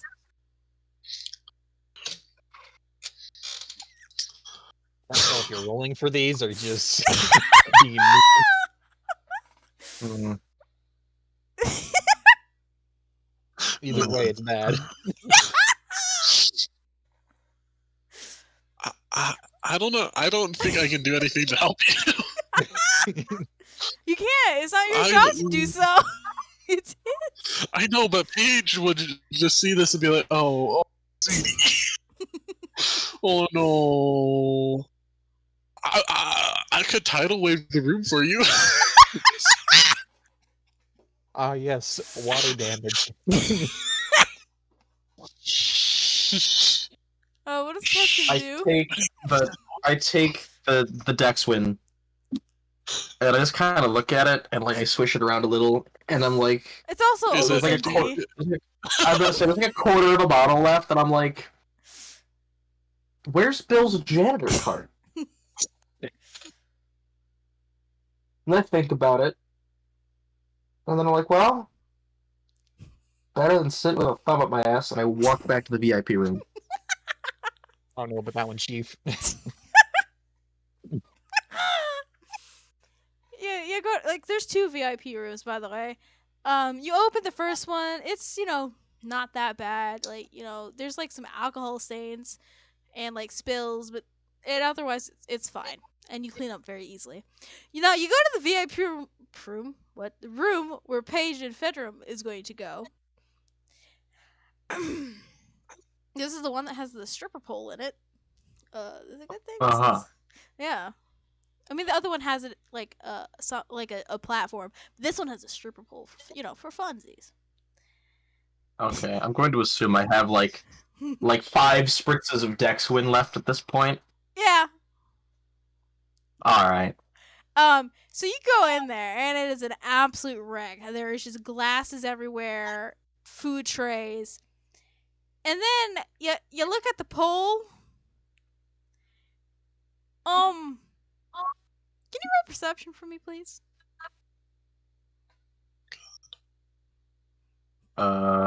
Sure. Is it so bad I can cast animate date on it? Ah. Is it that bad?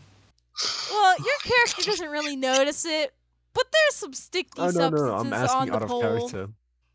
Oh I'm yeah, it's really asking out bad. of And like, you know character. what? You probably could at this point.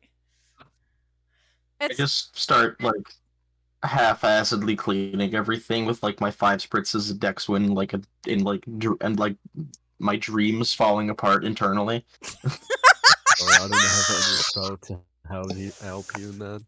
Here's I my just question. Uh, Is it like the mist sprit that has 5 hits left, or is it like the actual proper spritz, like where it goes out in a I've straight? had it on proper spritz this whole time. I at least pretended to care about my job. yeah. You only got about 5 I could- proper spritz left. I could probably use the mist function. At this That's point, about don't like use maybe Bonnet to 7 help you. left.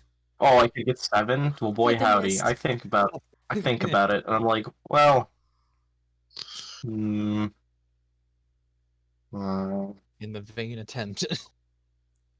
so I'm not gonna get this clean. What are Fidrum and Paige doing while I just sit here and start scrubbing? They've left the door open for you. They're kind of watching as this goes down. Oh, okay. So they're just Dino watching. Yeah. I'm slowly eating my dino and I just watching him. A dinner and a show. Once I run out of Dexwin, I go back to the bar. I grab a bottle of Clear Ever. Clearly ever. Yeah, clearly. Well, ever. You're learning. You're You're learning, learning. kid. Uh-huh. A lighter. And what else? Oh, an actual bar rag. I grab all 3 of those things. As you start heading halfway, the guy from the kitchen that's talking to you before, he's like, "Hey, Caskin, Yes, that's me. Cassie boy. You know I'm Bill's sorry, car, what'd you call me? Cassie boy." Anyways, did you say Bob or Bill? I forget. It was Bill. Bill. Okay, it was Bill. Bill. Anyways, Really about you know Bill's car's back here, right? In the kitchen, because it had to get cleaned out. Why didn't you grab it? from the road.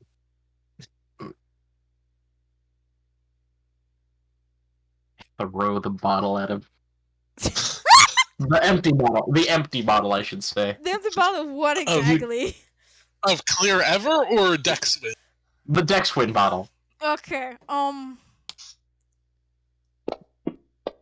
Just How like much damage does it? underhand toss at him. He notices that you throw it at him, and it's like not enough to hit him, but and not fast enough to hit him either. So he dodges out. He's like, "Hey, boy, what the hell?"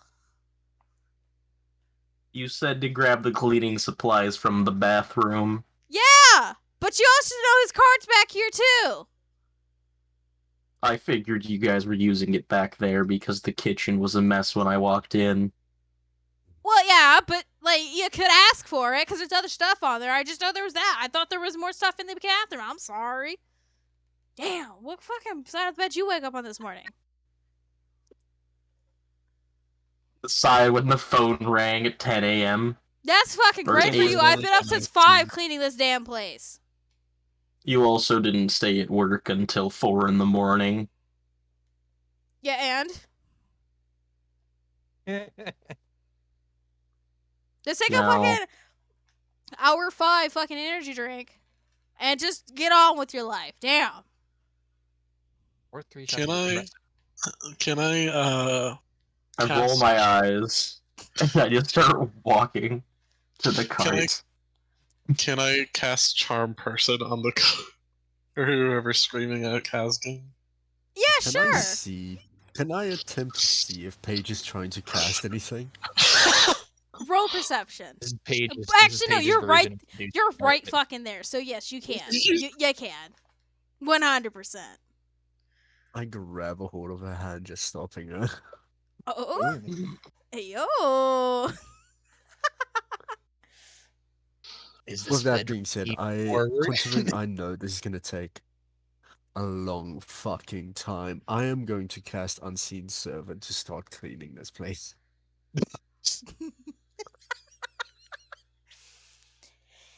You cast Unseen Servant, but you can see him, and he's like, "Hi, how can I help you today?" Cleaning duty. All right, thank you. And he starts immediately cleaning around him. He's kind of like a little robot. Yeah. So he goes around cleaning and such.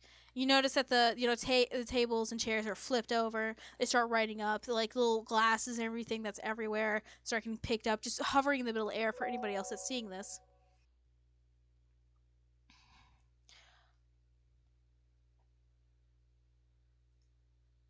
Um,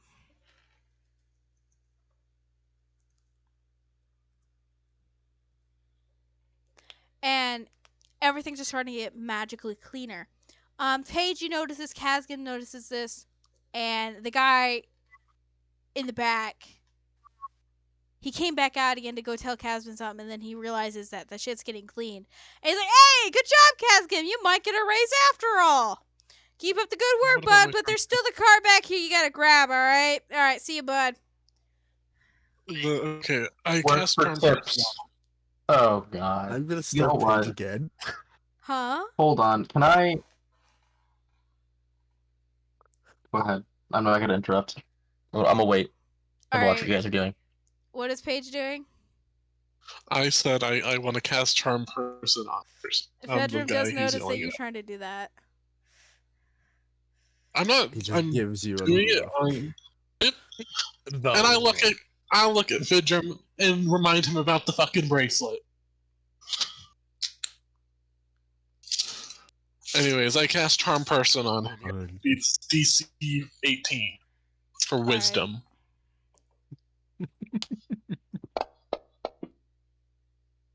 So he fails that. Good. He's charmed by now. Can I make a persuasion check? Yeah. I want to persuade him to help out with cleaning the room. All You right. don't But he has to need clean- a but he has to clean the persuasion check for that. Yeah, he's cleaning the kitchens. No, I mean cleaning the VIP room. But a charm target follows any of your commands unless you're asking him to harm himself, if I'm correct. Yeah. I think No, that's it what it said. literally just means that they're friendly. Oh, yeah. All right, go ahead and roll persuasion It doesn't. with advantage since he's Okay. charmed. Where's my persuasion? My persuasion is not as good as I thought. Tyler, or Either way is fine. I'm just gonna do the 2 separate rolls. Okay, garbage, and also garbage. Remember, the creature will know that it's charmed by you. Yeah. I don't care. Anyways. So your persuasion to have him start cleaning the The VIP rooms is a no. That's fine. I tried people. But you do notice he's like a bit more happier, friendlier, chill. He's like, yeah, man, how's it going? Like he just took a blunt. Good. But I it's like, noticed this, uh-huh. and I'm like, I go under the bar, and I grab a slightly more expensive bottle than Goose Gray, and I'm like, hey, bud, think you could comp this?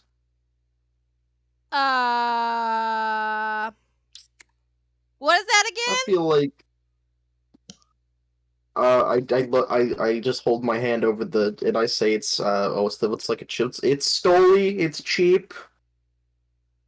I don't know. We'll have to go ask the boss. He's kind I of. thought he was the manager. No. He's a manager, right? No. Oh well, then I don't fucking care. I thought he was my manager. That's why I cared about what he said to me. No. What the fuck? Oh, he's just bossing me around, and he's like just He's like James. he's not the manager, but he's higher up than you. Does that make sense? He's like the key holder to the place. That'd be a So manager. That's not that's a a manager. manager. No, it's not. Okay. Is he like? The manager is like somebody higher up than that. Key holders are like pseudo managers. They're basically the subboy who, always Yeah. polices But everybody. but he has the power to comp something then. No, that's up to the manager. Well, then I wouldn't have asked him to comp something if he doesn't have a manager card. Well, you did anyways. You just did. That's fucking stupid. No, You literally just asked in the game. because you were making this guy sound like he was a manager, and like I would care what he has to say. You Because he's didn't ask- bossing you me didn't- around. You didn't ask if he was a manager or not. To be fair. To be fair, I'm still rolling my deception. You know what? I'm deceiving him, obviously. So, will he go ask? That's not what I wanted to do. Will he go ask?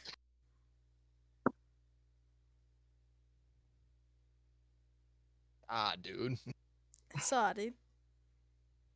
No, Shaw. Cha cha. Cha cha, real sweet.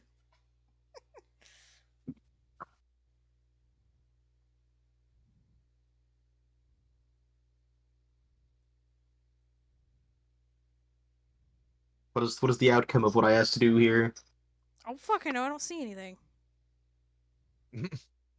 I asked if he would comp something. He said I have to go ask the big boss, and I was like, well, okay then. That's You were dumb. rolling And then I asked if I deception. could- Oh, you didn't actually ask me to. You thought said you you were- said I don't care. I'm gonna roll deception. You just said that. I hate my life. Oh wait, do I have advantage? Do I have advantage? No, now you don't. Alrighty, this is dumb. It is dumb. Thank you for playing. Aw. You have disadvantage with an angry face. Not disadvantage, but you've neutraled out now. No, he was not the manager. It's the same guy who called you. Oh, granted, I didn't say that. But the same guy who called you, you know he's like a bit of a higher up. The manager should be there in the building, though. I can tell you that. I don't care about this endeavor anymore. Alright.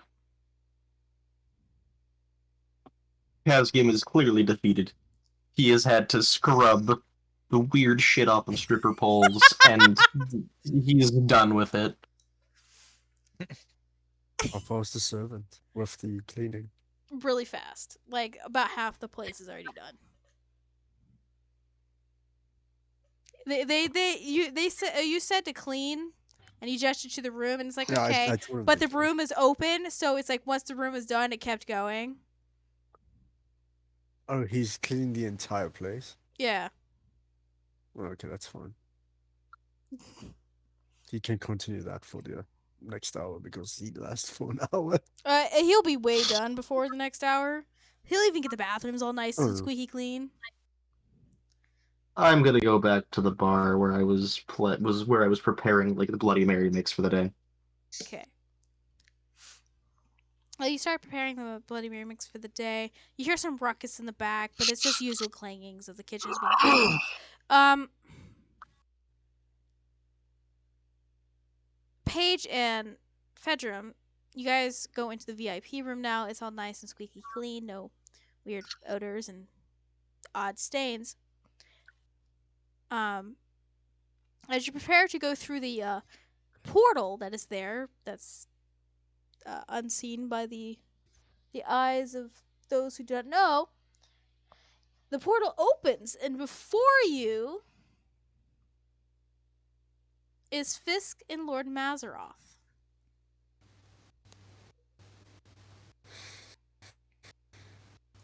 Hmm. I just kind of get started a little bit and like jump, like just the tiniest bit. It was like, oh, hi guys. Oh, and Lord Mazaroth, by the way, isn't in his human form, not in his demon form. You do notice as he's stepping out of the portal, his demon form sheds to then his human form, which is just him without demonic features. Continue. Sorry. Fidrum I- is completely indifferent right now. I'm a little spooked because I wasn't expecting to be going through my doorway into the portal and back to the Young and Restless. So as kind of get spooked, I'm just like, what the? Yeah, so when you were going through his realm to his realm, you look like you were just going to go into the VIP room like normal for him. But in reality, you're right there in front of Paige and them, and right behind you is Lord Mazaroth. Oh, hi guys. How you doing? Oh, I also immediately grab Fist's wrists to see if he's wearing the bracelet. Is Fisk wearing the bracelet? It's still technically back at his actual house because, yeah, Paige is having an aneurysm.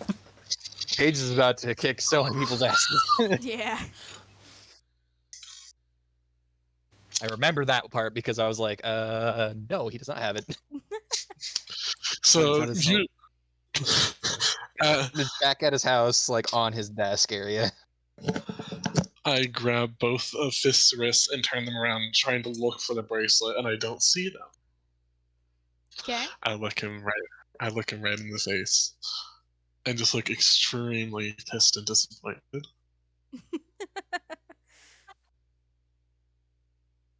He's just kind of shivering, and you can see that he's absolutely terrified right now. Like, hi, how are you? His eye twitching like crazy right now because you're freaking Fisk out. He's almost The, about to have just like a mental meltdown. so the portal is connecting technically to like Fist's house, right? Fisk's bedroom No, his that he's staying at right in now. the young, Yeah, yeah, in the Younger not Restless. not in my house. Yeah. Okay. Oh, yeah. Can I just point him back to the portal? No, it's not. It's not in my room, and my room is in the Young and Restless right now, not at my Yeah. house. Okay. Two different spaces. I I'm I supposed like to learn dimension door. Yeah. I let go of his hands, but like I threw them, kind of like throw them down slightly, just being like extremely disappointed. Just like try to do something nice. Seems to be the problem. You're not I, wearing the brace. A bracelet she has made for us. To, if I'm correct, to keep an eye on wherever we are. I mean, yeah, I did make the bracelets for you guys, and yeah, told you what the fuck they do. Bracelet, Mm. bracelet. Where are the bracelet? He's in a panic state. Fidrum just looks at him. Kind of just like clutching my hands and my wrist, like where you had like your hands at, and then just like, where are the bracelet. I think I left it back at home. You hear the clearing throat of Lord Mazaroth. He gently, very gently, but enough probably to baby still spook Fisk, puts his hand on Fisk's shoulder and says, "It's alright. We will get the bracelets. and make sure it is on your person. You do not need to leave this facility if you do not want to. That'd be nice. Okay. Well, it's lovely meeting you all here. How are y'all doing today? I just look at him and nod in thanks of like telling him for getting the bracelet or whatever, but I'm still gonna get silent treatment mostly. Lord Mazaroth, the silent treatment? Yes, I'm still pissed. Why are you pissed at him? All Just I the hate general scorn. the general scorn of a woman not having the right information and almost potentially dying, and her friends almost dying, and releasing evils on. Right. Well, okay, that wasn't all him though. Yes, he did I do know. some I stuff. don't care. Okay, that was Lady Kaz. You know that, right? But he did have a Yeah, bit I of. know. But he did have the other like thing as well. That is true. I know. It wasn't all his fault. It was mostly Kaz. I hate her the most. I have general disdain for all of them, because they withheld so much information from. Okay, understand. Got it. It's like So I only talk to him in a very stern, only when I need to talk kind of thing. well, Fedrum, it's been a while. How have you been? I've been alright. He Well, gives the most monotone look. Well, we're gonna have to be changing that a bit because it's been a while since our last conversation and lesson. Which, speaking of, we might as well start one today. He looks to the three of you and says, "Why don't you join me at the bar? Yeah." Sure. A stiff drink might be nice. Indeed, it would. Calm it down. Let's go, children. And he kind of like pushes you guys forward to get out of the VIP room.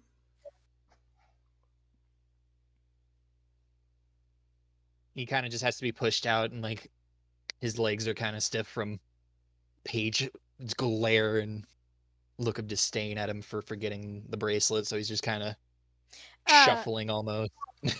Lord Mazaroth notices you doing that, and he kind of puts his arm around your shoulder. But he's like a big dude.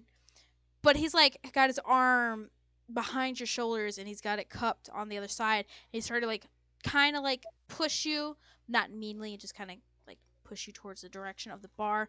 But he lets go of you for a moment, and shuts the door behind him. Can the three of you roll perception for me, please? Mhm. With disadvantage. Oh boy. Whoa. There's a reason. Hey. Roll's perception low. Roll initiative. Do you want it in the dice tower or? No, you don't have to. Nope. That's fine. Let's see, can I get a lower one? No. That would have 14 been in total for me. Wow. More horrible rolls today. Guys didn't roll that great. Okay, you guys continue walking to the bar. And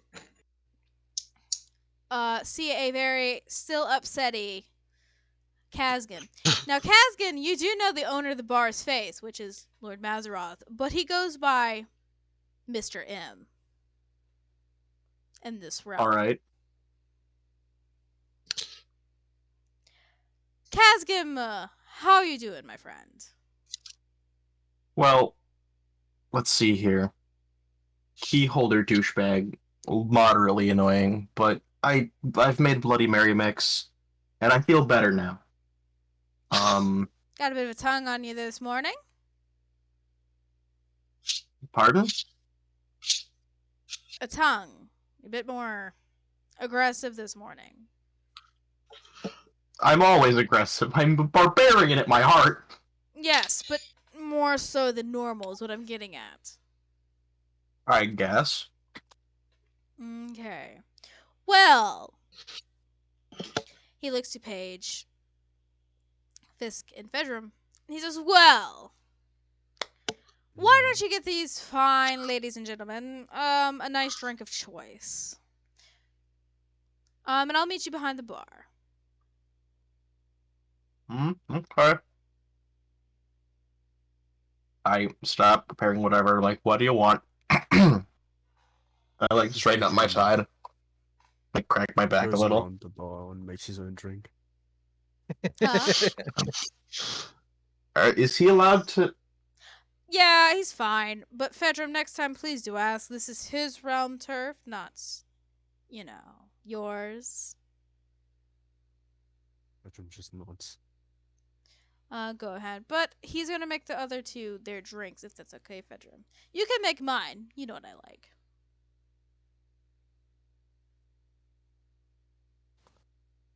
Fedram just gives him a look and then just turns to continue on with his stuff. He's got a little smirk, alright. but he's like, okay. I look at. Do I recognize gonna be- Fisk? I recognize Paige from Dino Nuggies earlier, but do I recognize Fisk at all? Like seeing him like in and out. No, Fisk has not left, as far as I'm aware, the Young and Restless since he got there. Unless I'm incorrect on that. No, he had everything brought to Yeah. So the, you have not seen him. Not really. Alright. Sir, what can I get you? something to calm the nerves. Just mid-shelf scotch or something. Mid-shelf scotch. On the rocks? Yeah, that'd be great. Alright. And for you, Miss Dino Nuggies? I'll take a Cosmo. Not a Cosmo, it's a Mosmo. Sure. Just the general name of a drink. I know. Alright. I put a big cube of ice, I spin it around, and then I take a bottle of scotch. I get a jigger, I pour it in. And then I'm like, you said you wanted to wake up, right? Calm the nerves. Yeah, just something to calm me down. I take an orange and I rim the glass, and then I put a little brown sugar cinnamon mix on my little bar like cutting table, and then I rim the glass in that. And I'm like, there you go, bud. Thank you. And then I Fair make a enough. Cosmo. However you make a Cosmo. It's not a Cosmo, it's Mosmo! Sorry, I make a Mosmo. However you make one of those. Same thing as a Cosmo, Same thing, but different. you know, But different. but a little, just a tinge bit okay. different. Just enough to rewrite the name. Okay. Let's see what's in a Cosmo here. you just do the ingredients backwards. How about that? Yes. No. No? Oh, he's the bartender here. No. Alright. In a shaker, I add ice. I pour in some vodka, a little lime juice, some blue curacao. No, we and, can't do name brands. Right. Curacao Blue at least. Sure, we'll do blue citrus, and then instead of cranberry juice, I'll do some lemonade. Okay. Minute Maid or No? The brand name. Brand name! Made by the not minute. not the extra. No, like just like normal, and then I shake it, and then I put it in a glass, and then I take a lemon wedge and I put it on the glass. I take a maraschino cherry, but like the good ones, not the like electric red Brand ones. That's not a brand name. That's just what they are. Yeah, if it's what it Yeah. is, it's what it is. And then I pour the drink in, and then I put the little cherry on the skewer, and I put that. I'm like, there you go. Thank you. No problemo. You see, Mr. M, he comes up to you there, Kazgan, and he like, not hard, but he just like slaps your shoulder a bit, like, and then grabs. He's like, "You did a great job, fantastic."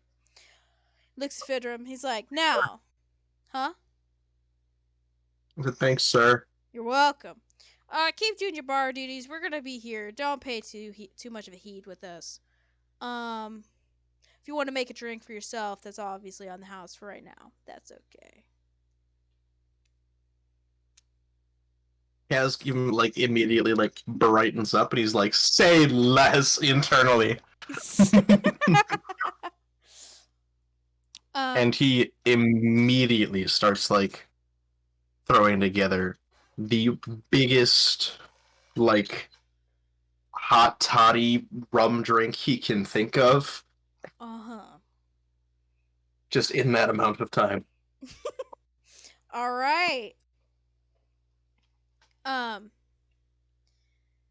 Fedrum, what are the two drinks you were making for yourself and Mr. Mazeroth? Lord Mazeroth. I'm gonna butcher this so bad. This is usual again. Yeah, what's as usual? You can create it on the fly. Oh, I can create on the fly? Yeah. You're giving me free reign? At least for his favorite drink. Hmm. You do know he's a sophisticated old demon. That is true. And likes things classy, but he doesn't mind a few things. Huh? Do I see Fidrum struggling? No. No, Okay. Fedrum most So, likely knows It takes a everything. while Yeah. just looking over the entire, like, what is on the, what he can use and what he can't. And then he just starts taking a few things. Um, so basically a tequila, lime juice, ginger syrup, if that is possible. Yeah. Anything's possible, my friend. Creme de cassis, and then also ginger beer. So you'll take that,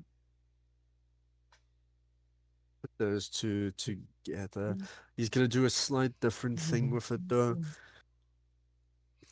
If there is any chocolate that he can find, he's gonna put that in the tray, put that on, and then he's just gonna basically carry that tray, waiter carry that tray to Mazarov and then place it up that before him. Without waiting for any form of response, he's gonna turn back to the bar and continue with his own little thing. Lord Mazeroth takes his hand off the Kazgan and he just does a clap. Fedrum, my friends! Everybody here, he knows exactly my drink. Oh, look at all this. It's fine, decadent, it's amazing. He's learning quite well. Takes a sip. This is perfect. Takes a bit of chocolate. Thank you.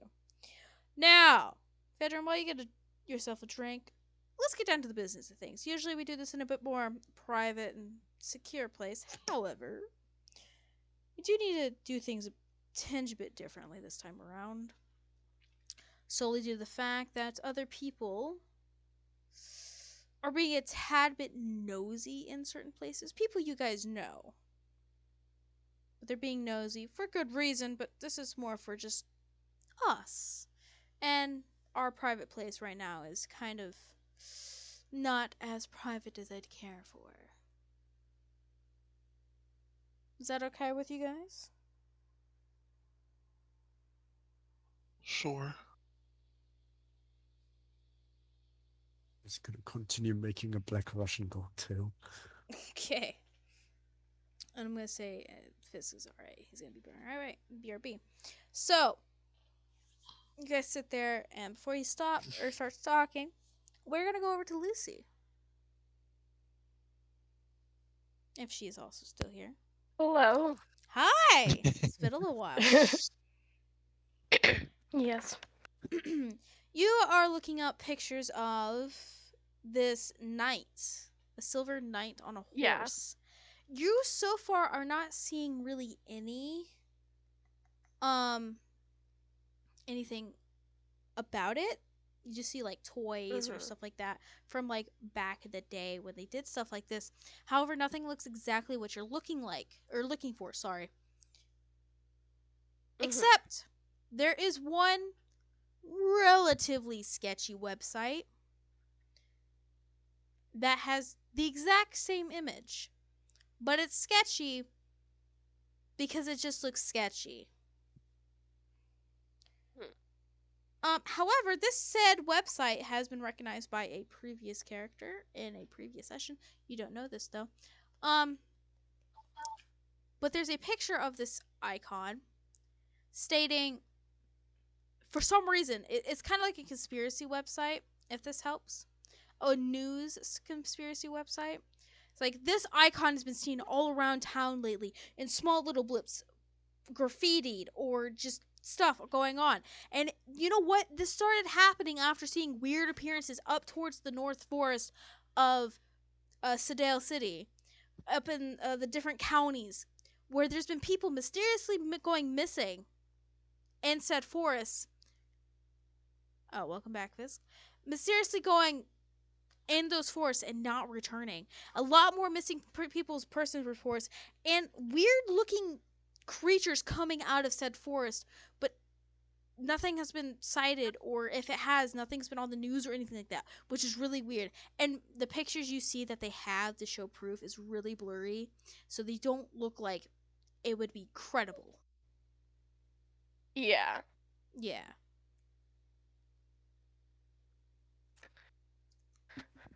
Okay. But you do know the name at the bottom that they signed it, at least, is by a person named Sullivan Jones. I look up on all the major, like, I goggle their name. I don't know. I look up Oogled. that name. Googled. Oogled. Oogled. Yeah. I Google that name looking for any, like, articles and especially, like, social media. You do get some hits about this name. You see that there is a Twitwit account, and it's Sully News _ and then a whole bunch of random numbers. His picture shows a picture of himself, like his profile is like a picture of himself, but he looks like a newscaster and stuff like that. And his background is bringing you the real news for his stuff like that. And you see like a whole bunch of reports and stuff like that.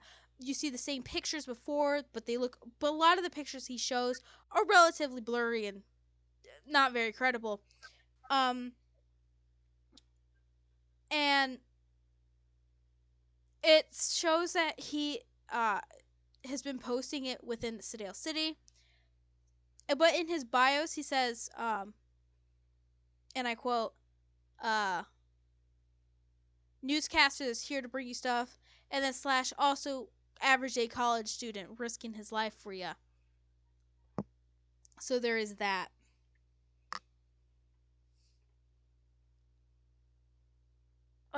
I'm going to create a Twitwit account that's like username is just Alexander1234. And I'm gonna DM him. All right. And be like, wow, like, this is so cool. I would love to know more. I am such a big fan. You know, really laying it on there. Laying it thick. All right. You Oh, get a yeah. response back within like a couple minutes. He's like, "Oh my god, thank you. I've been trying so hard to get the news out there, and it's just really hard, especially with college and everything like that. But it's been getting really bad. Just really, really bad. Because, just a lot of stuff's happening, Yeah,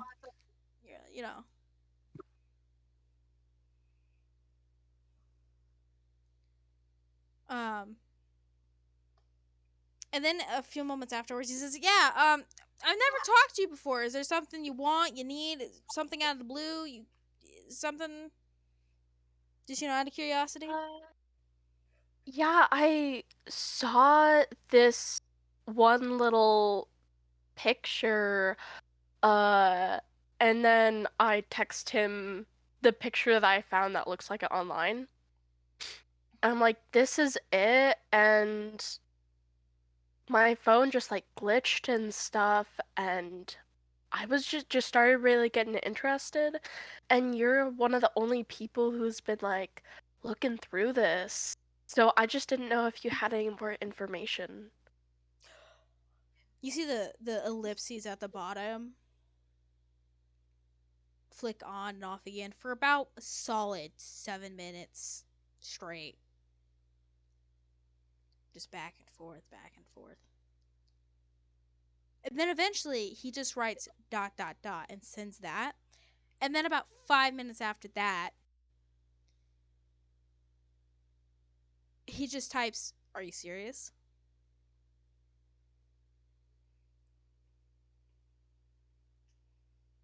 Text back, yeah, I just, really wanted to learn more about what this is, and then I saw that people were going missing, and I started freaking out and didn't know, like, if I could help at all.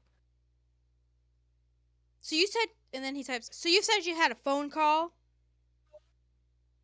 Or did you No, not tell I him that? did not say anything about that. Sorry, my apologies. But he asked, "Did somebody call you by chance with this?" Yeah. Then he types after a couple minutes, "Okay, now I understand we're just meeting and stuff like that. However, would you be by chance be comfortable either calling me or meeting in a public space with a whole bunch of people around to talk about this? Because we cannot talk about this too much on the internet. Like, they are looking for people." I'd be willing to meet up. Okay.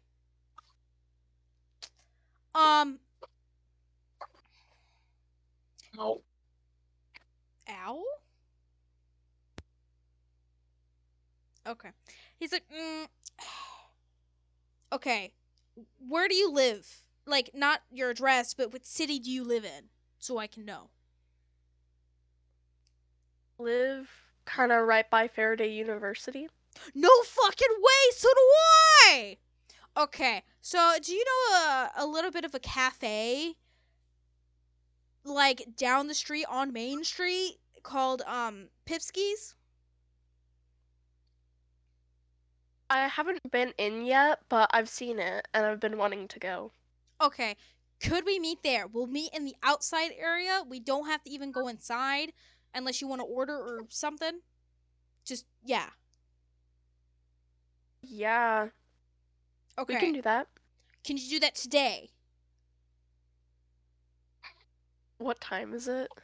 It's currently about like 1 o'clock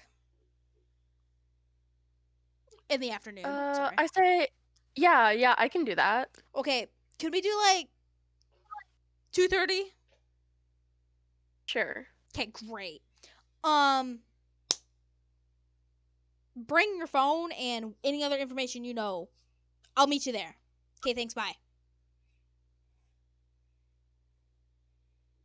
And then, like, on Twitwit, you can tell if somebody's online or not, and his thing goes like offline mode. So I set my phone down. I take all of like I take screenshots of anything that I have found useful, and I download it onto a USB drive. And I also take the recording of the call and put it on there. I kind of get dressed. I put like 5 different knives on me. And then like I put my laptop and my phone and stuff in a little bag. And then I kind of just wait until like 2 we agreed to meet at like 2:30, so like around 2ish I go out. I take my motorcycle down to the cafe and I start like scouting it out. Okay. You get there by like 2:15 because it's not that far from your house. Mhm. You scout around. It's a really busy cafe. It's very popular. You notice there's some outside seating that is open. So if you wanted to go sit down, you could. And there's also some seating inside, but not very much. But it is relatively busy on the inside too. You see a whole bunch of people, all races, genders, whatever, all of that in there. It's a really nice, cool, chill, place to be. Um, and although yes, it's in the middle of winter, snow hasn't hit yet, and it's not cold enough quite yet. Sedale is more towards like if there's an equator, that's where Sedale would be. So it's kind of a everlasting summer-ish, spring-ish place. Not too much snow happens here. I go inside, get a hot cocoa and like a chocolate chip muffin, and then grab a seat outside. Okay. You sit out there and wait a few minutes, sipping your hot cocoa and your muffin, saying this is pretty good. A few more minutes pass by, and then your phone dings from Twitwit saying, "Hey, I'm almost on my way from Sullivan." And he's like, "Yeah, I'm almost on my way. I'm almost there. Can you grab a table and stuff like that ahead of time if you aren't already there?" I text him back, "Hey, I'm already here. I have a table. Uh, I have like dirty blonde hair in a braid and a leather jacket, and I'm sitting outside." Alrighty, thank you. And a few more minutes pass by. You hear like several cars going down Main Street, stuff like that. Eventually, though, you do see a couple cars pull into like the main parking lot area where you pulled into and parked. Um, and eventually, you you see somebody start walking towards you. It's a big guy. He's like a half orc kind of guy.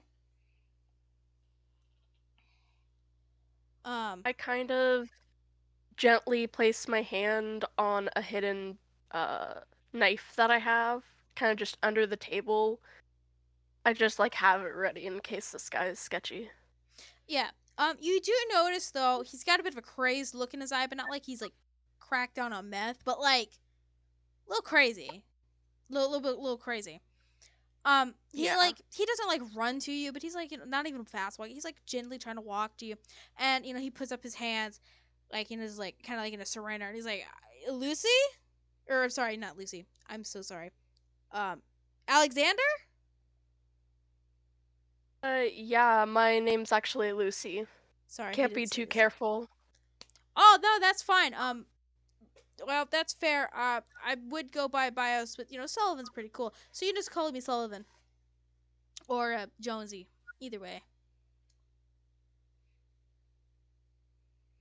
So, is there any information you want to tell me? Yeah. Can I? Is it okay to sit down? I want to make sure everything's okay. Oh, yeah. Yeah, All right. come over. He sits across from you. He's a big guy, and these chairs are kind of tiny, so he like barely sits in it. And he's like, "All right, little cute cafe around here. It's pretty busy. All right."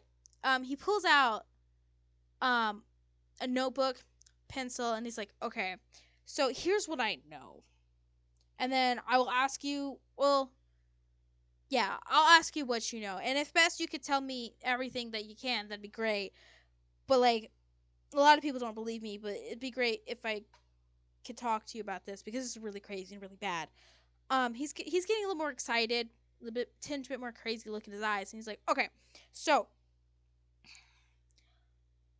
out in Burma forest, you know where that's at, right?" Yeah. Okay. So Burma forest has been getting a lot of activity lately, where there's just people walking in and not coming out. Yeah. Yeah, the people are just walking in, Okay. not coming out. And like people have been hearing like a random chanting and like fire going on in the forest. And you know that forest is like a national sanctuary. You're not supposed to be doing stuff like that, right? Yeah. But like the funny thing and the weird thing is, I've went through the forest and obviously I've come back out, but I've looked around and stuff like that, and I've heard park rangers stuff say they've seen people go in there, but they haven't like seen anything when they walk in there. Like it's empty. It's crazy, right? Have they like tried tracking, like footprints? Yeah. They did Anything out of the everything, ordinary. and like nothing, nothing is like there, but people keep seeing, keeps hearing voices and like keep seeing like fires, like not like a forest fire, but like, you know, a campfire or something like that, or a big bonfire, and like I don't know how to put this, but like it's like they're disappearing and they don't come back. But I've also heard, because I talked to some of the people's families, how I know this stuff is because I have some people at the police station who talk to me. They don't really believe like uh all my theories, but you know, they're willing, and I also have like a cousin that works there and stuff like that. But anyways, um they've been saying like the people's families, they said that the people started acting strange, like really like crazed, kind of like they were like charmed in a way, or like under a spell, and eventually just disappeared.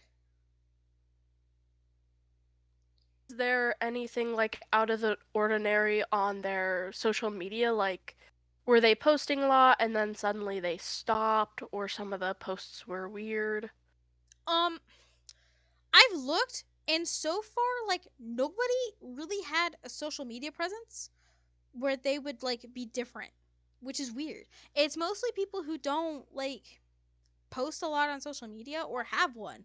It's not like they're older people, but they're kind of people around our age, maybe higher up, and some younger people too. Just people who really don't have a social media presence or do much on it, I should say. Did any of them know each other?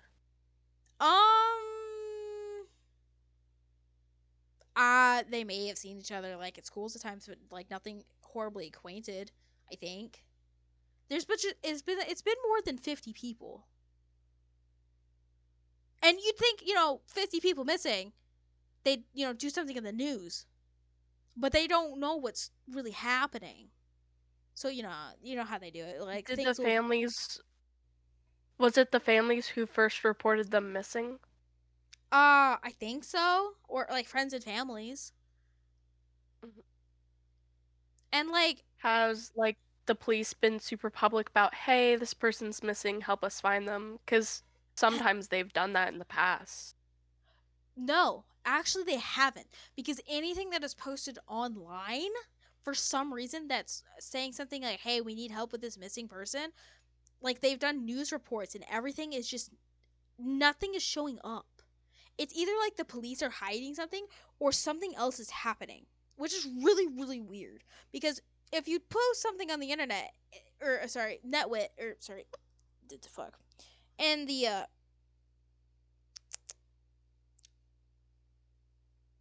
net enter, that's where we're gonna go with that one, um because you never know about that one. It's supposed to never delete. It's supposed to never be deleted. It's saved elsewhere. But everything's gone.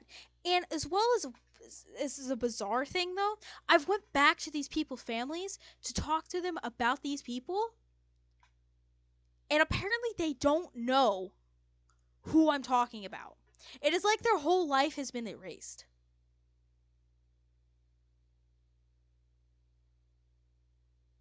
So like they don't have any of their belongings in their house, No, they no do. like GPS on their phone. They do have belongings from the sounds of it. The people just are like, I don't know whose stuff this is, but it's in this room. It must be mine or somebody else's. And we just don't know, remember who. It's just, and then like, you know, pictures of people like are disappearing. Like their faces are disappearing too. Which is really weird and really concerning. Roll perception for me, please.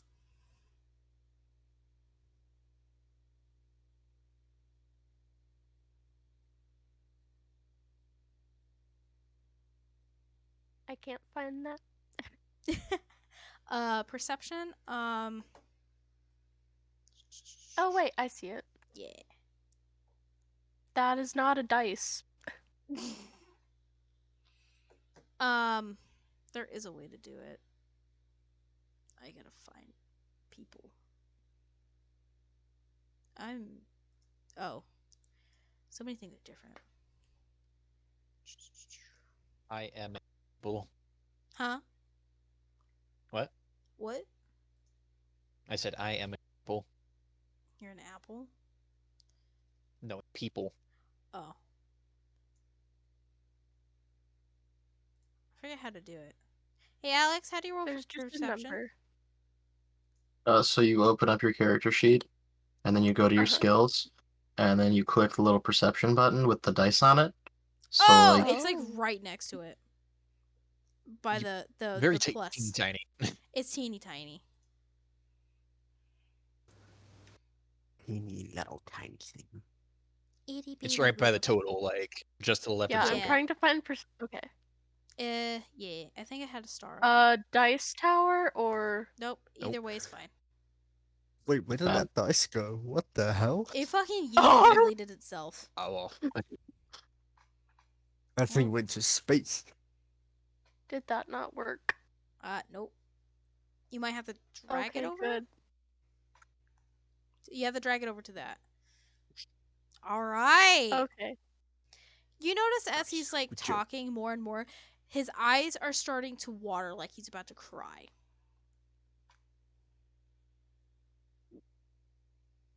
Like touch him on his arm, like, are you okay? He kind of jerks back a little bit, but not enough away for your arm to be like like super, or your touch to be super far away from him. He's like, he kind of looks at you and he's like, yeah, why? Why? Is something wrong? Do I look weird? You look sad. If we're gonna figure out what's happening to these people, we need to be honest with each other. He kind of like drums his finger across the table and he kind of looks aside a bit shifty-eyed and he's like, yeah, that's true. So one of the people that are missing is my brother, my twin brother actually. And I Yeah, can't find my other friend either, or my roommate. I haven't heard much from him, and the other roommate I live with, he hasn't really said much except that he's fine. I don't know. So there is that. I got a call this morning. That's where like I found the picture and stuff. The call supposedly came from my brother, but him and my sister-in-law, who's pregnant, are both being held hostage. What? I want to find them too. I uh mm. He started like you see like a little bit of a tear drop down the corner of one of his eyes. I'm so sorry to hear that. I don't know much and I'm not official authorities, but I can tell you, well, I've already told you pretty much everything I know. But if it's okay, I would be very much willing to help you find your brother and sister-in-law. Yeah. When I noticed my brother was missing, I didn't get a call, but I've noticed the icon appear a lot when I'm like searching up stuff.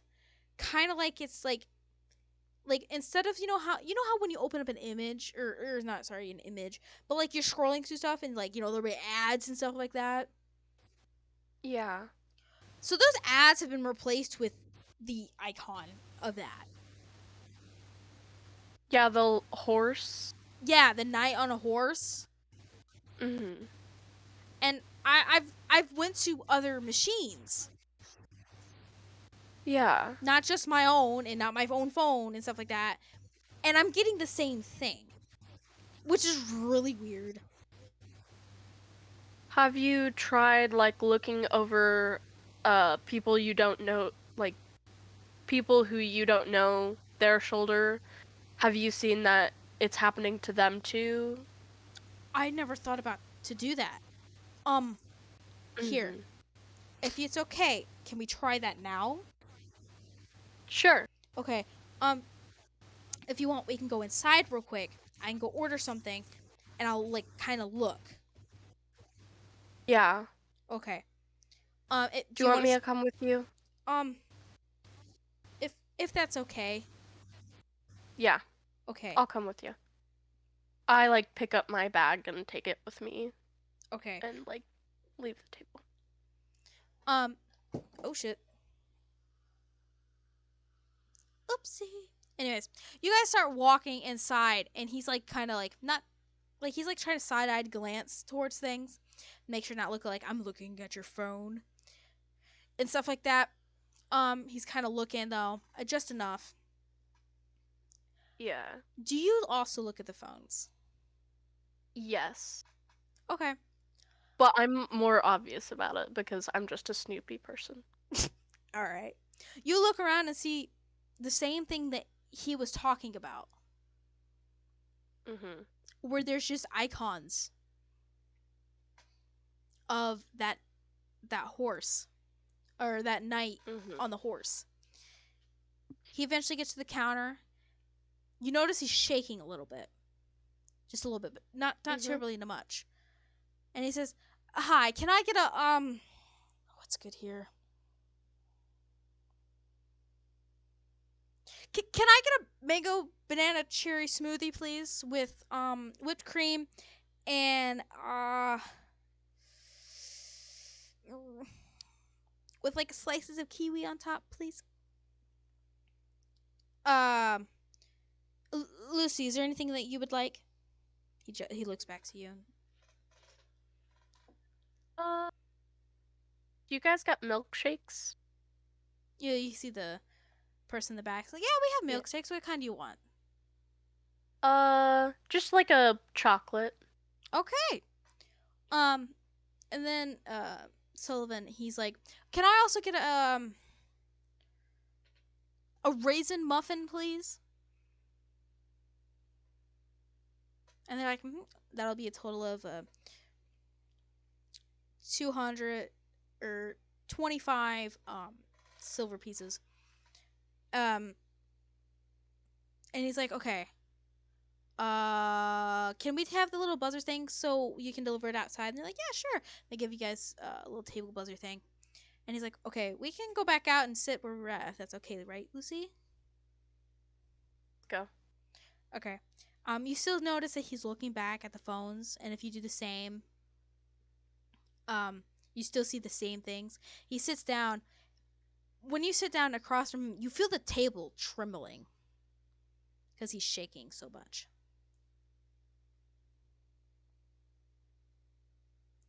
Look over at him like with kind eyes. I'm like, it's gonna be okay. We'll figure it out.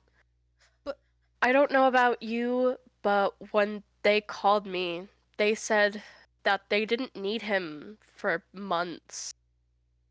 But I think like we're gonna have some time to do this. yeah, but and I thank you for your sentiment, but Lucy, do you get this feeling that people are watching us, like we're marked somehow? No, I haven't really thought about it.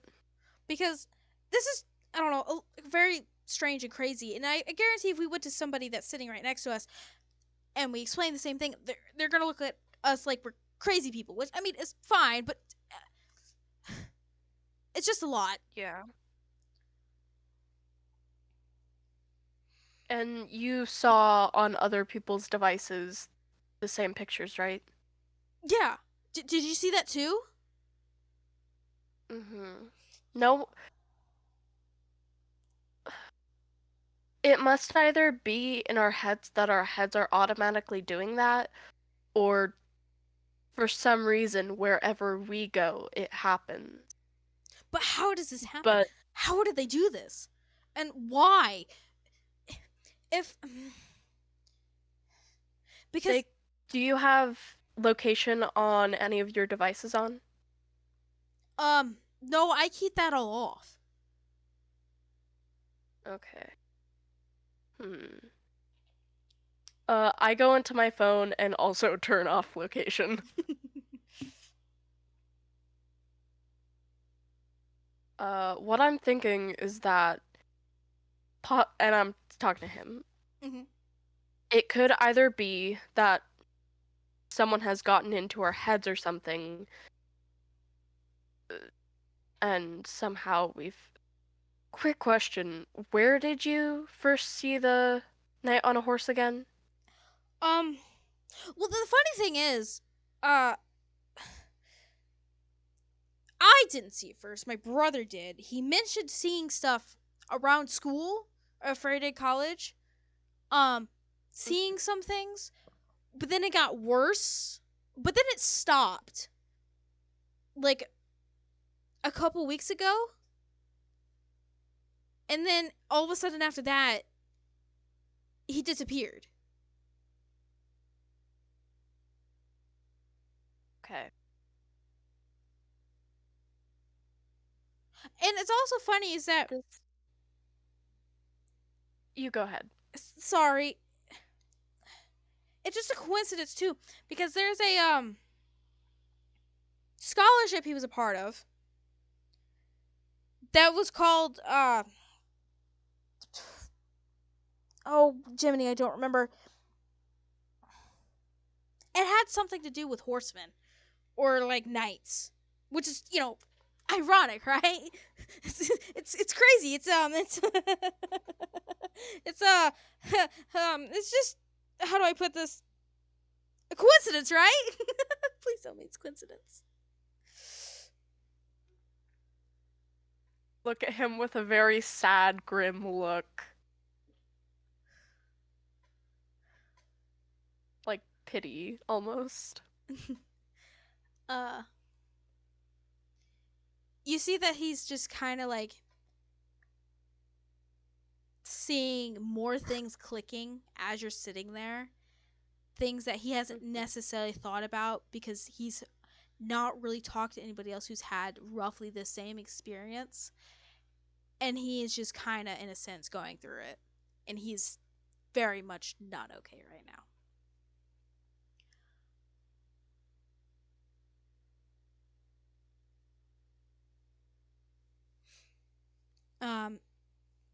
You kind of sit there and wait a little bit just to let him process everything.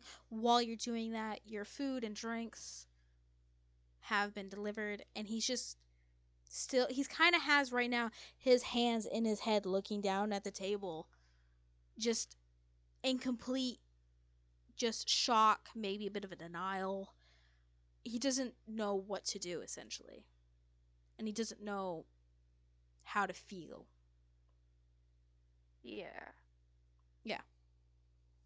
I ask him, hey, do you have any, like, friends that, like, you talk to on a regular basis? He kind of looks up. There's a few tears going down his face. I kind of did. Then he disappeared too. There is my roommate Pete. I haven't really been able to talk to him either because he's also been kind of like out and about, and he's also got a girlfriend. I'm great, and I'm so happy that he's found somebody for him. But I, and the only person I really confided was my brother, and now he's gone. And our parents, well, are no longer with us, and we don't keep in contact with any of the other families. So it's just kind of me and my brother, and now I just feel very lost. I kind of understand that. You do? A little bit. I don't really have a lot of friends, so.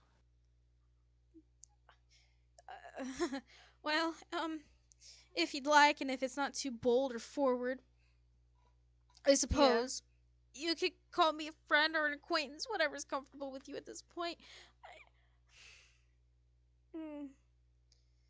I'd like that. Really? Thank you. Yeah. This is all, by the way, in the voice of a dude, but I can't do dude voices. Fine. I can't either.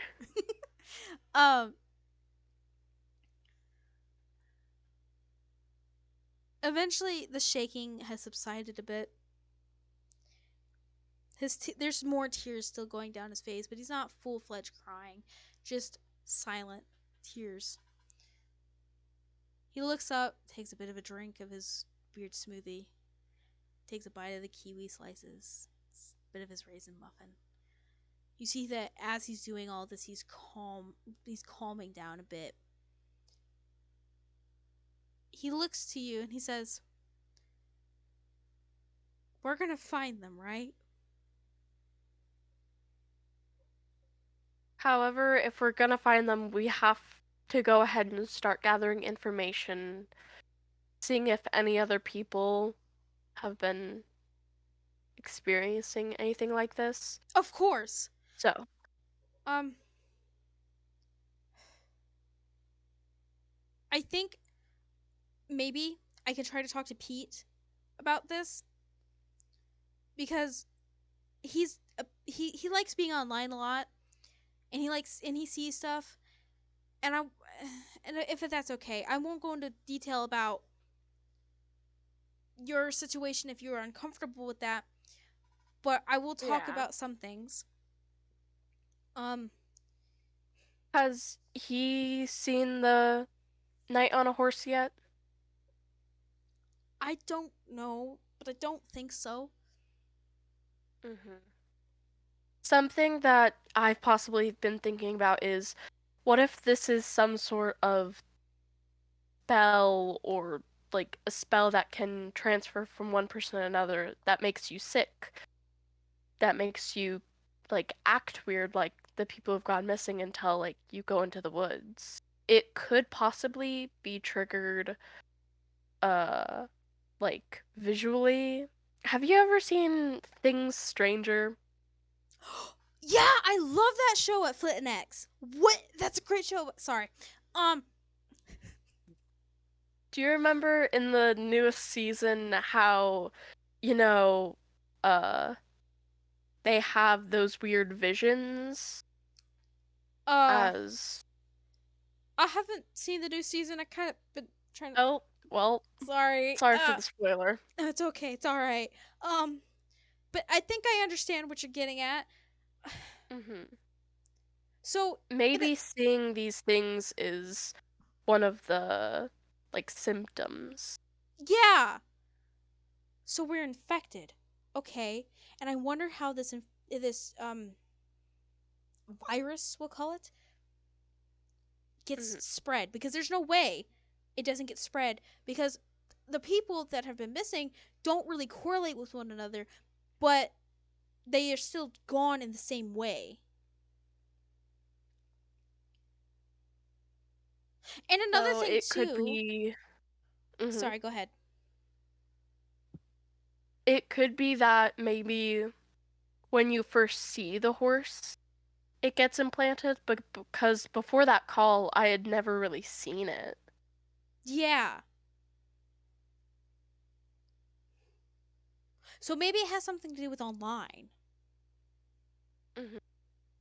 Or maybe it doesn't even have to be online. Maybe it could be something that you just have to see. And Mhm. just online is more It could. convenient. When you talk to your buddy, do you ever meet with him like in person? Yeah. I would probably go up to him. Don't show him the horse with the knight and stuff. Go up, pull up something on your phone and like whatever device he has on him, and ask him like what he sees. Like pick something out that looks to us that looks like that picture, and kind of try and figure out what he sees. Yeah. But don't tell him about the horse. That's a fantastic idea. Thank you. Thank you so much. Okay. I could do that here tonight, and I can contact you once I know the answers to that. Um Mhm. are you in college at all, or are you what's going on? Yeah, I go to Faraday. Oh, you do? Me too. Yeah. That's a small world after all. I understand it's a college town, but small world. You never know. You could go to St. Helena. Um okay. So, all right.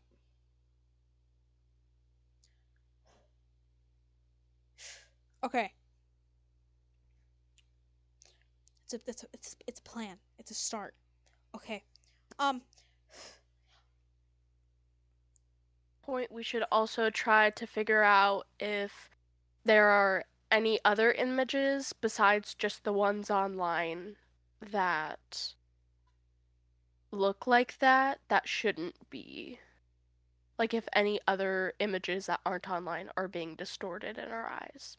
That's very true. We could definitely do that.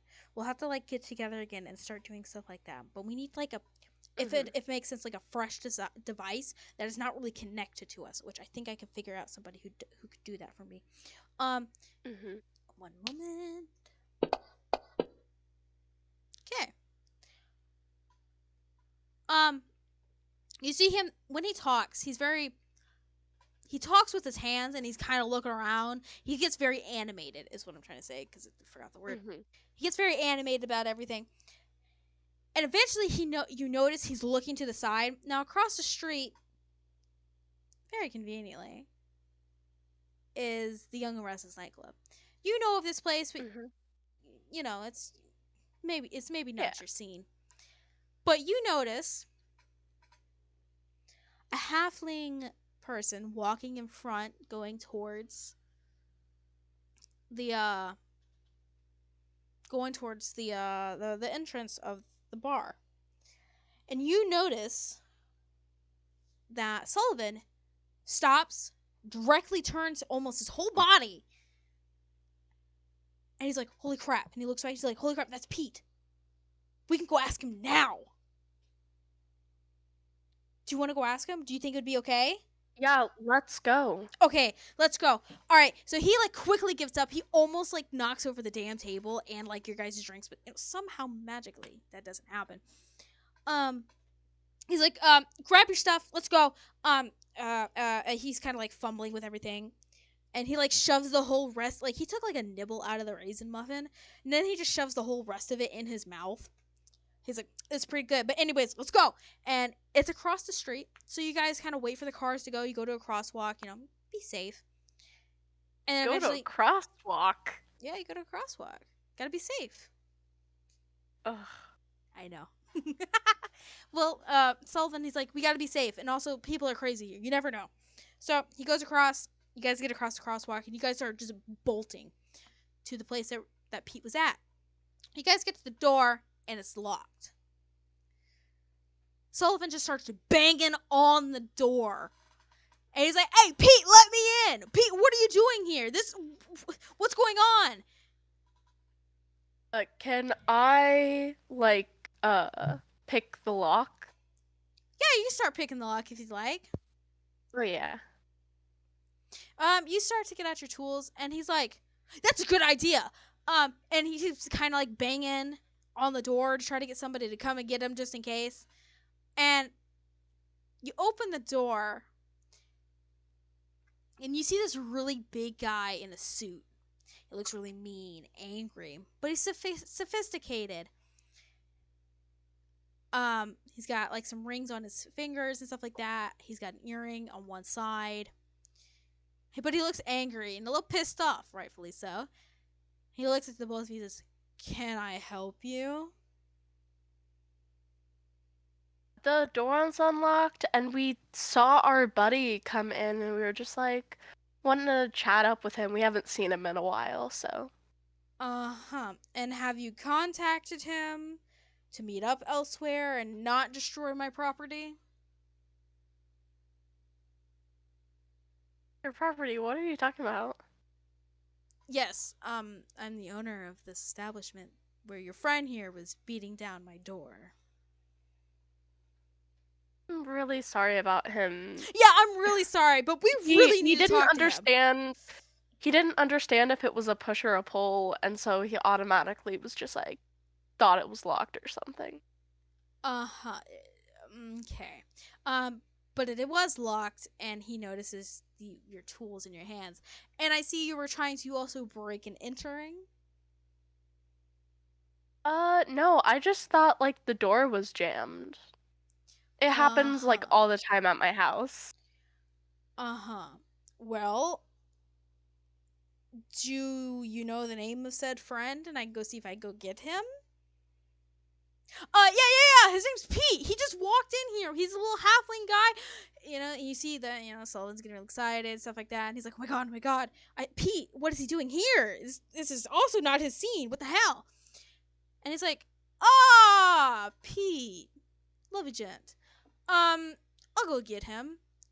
If you'd like, you can come in and order something at the bar. If you are of age. Mhm. I am.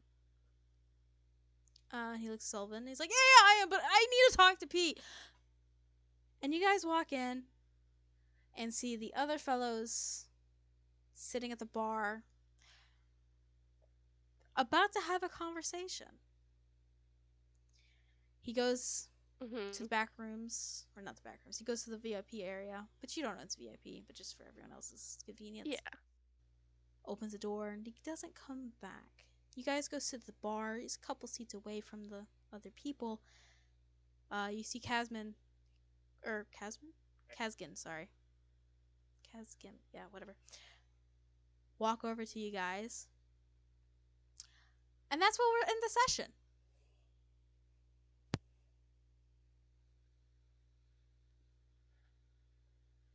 It's my boy Pete. Daggy. It's my boy Pete. Oh my god, Pete! Been helping my man Pete get the girls. That's true. Oh wait, no, I have to be more nervous. I've been helping my man get the girl, you know.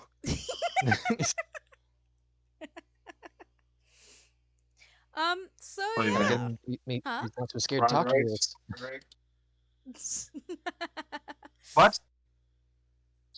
Take the headphones off long enough. What was that? Oh dear. Well, so yeah, that's pretty much the end of the session. I don't know about you guys, but I think it was a pretty decent one, unless you guys say otherwise. I think it was fine. We got some progress. We're getting the group together. I know. Imagine that the group together. Impossible. Possible. Impossible. Impossible. Oof. What? Swerve, stage Hello. 6 load. Why? I think it's gonna be I'm a not very dead, I long promise. It's fine. I could have been, but I'm not. It's fine. All right. Well, I thank you all for coming. I'm gonna have everyone say any final words they want to say one at a time for the end of the stream, because a little spotlight for everybody. And then we're gonna say adios to everybody else out there that's watching the stream. And I thank you all so much for coming, and I hope you enjoyed. We'll hopefully see you guys maybe next Sunday, maybe not. We'll see. We're gonna be a bit more sporadic at this. So if everybody could please roll me a d20, and then we'll get this out of the way real quick.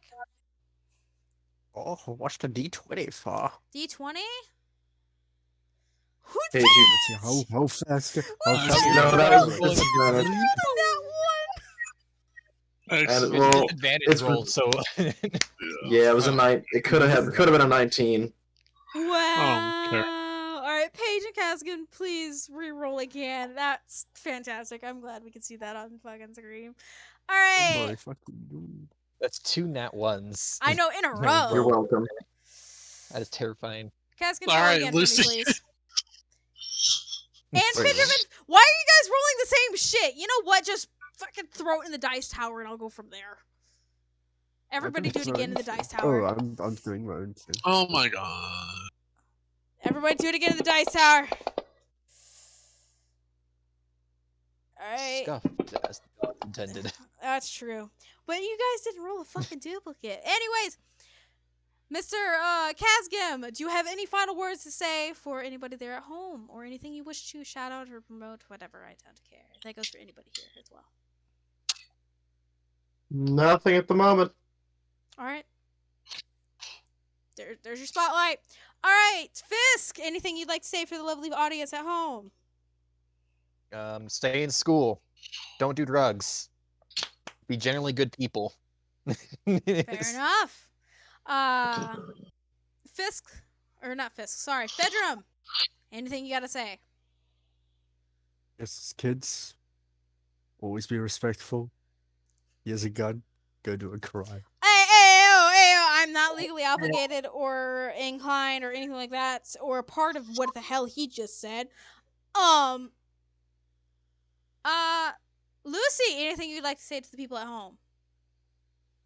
Break and enter into places. What the fuck? Don't do that Okay, all right. So I'm not a part of anything with these people except for this. I don't even know what they look like in real life. That says anything. All right, True. and I know Well- what Chase looks like. I know what Well- Chase looks like. I do Ask know him what to shut up. Chase looks like. I do know what Otter looks like. I do vaguely remember what Zero looks like, but that's besides the point. You can And find me on the internet. what? You're Yeah. on Instagram? That's fucking weird. No, I'm not gonna mention this Social one. media, but I have not used it in Not at least social 4 media. years. It's not social media. It's just an Lamau. article. Oh, okay. And then Chase, anything you'd like to say? Paige. Drop out of school, What do the drugs, and be a generally bad person. Okay. No, be alright. respectful. Always be respectful. All right. So You can be respectfully bad. okay. That is true. All right. But anyways, thank you everybody for coming out. Everyone here say bye, please, to the lovely people at home. Good arson, bye. No, I'm gonna say hello, people. Oodles. What the? Laters. These are the people I work with. Commit Gross. arson. Okay. I'm all right. trying to be a Arson is good actually very influence. fun, boys. I know you are, but still, the other ones are like trying to undermine me. Swear to God. But we're keeping it Arson spicy is on very here. lovely, though. It's pretty lit. But anyways, thank you all for coming. I hope to see you guys next time. Adios. Bye bye. Sayonara. Ciao. Auf Wiedersehen.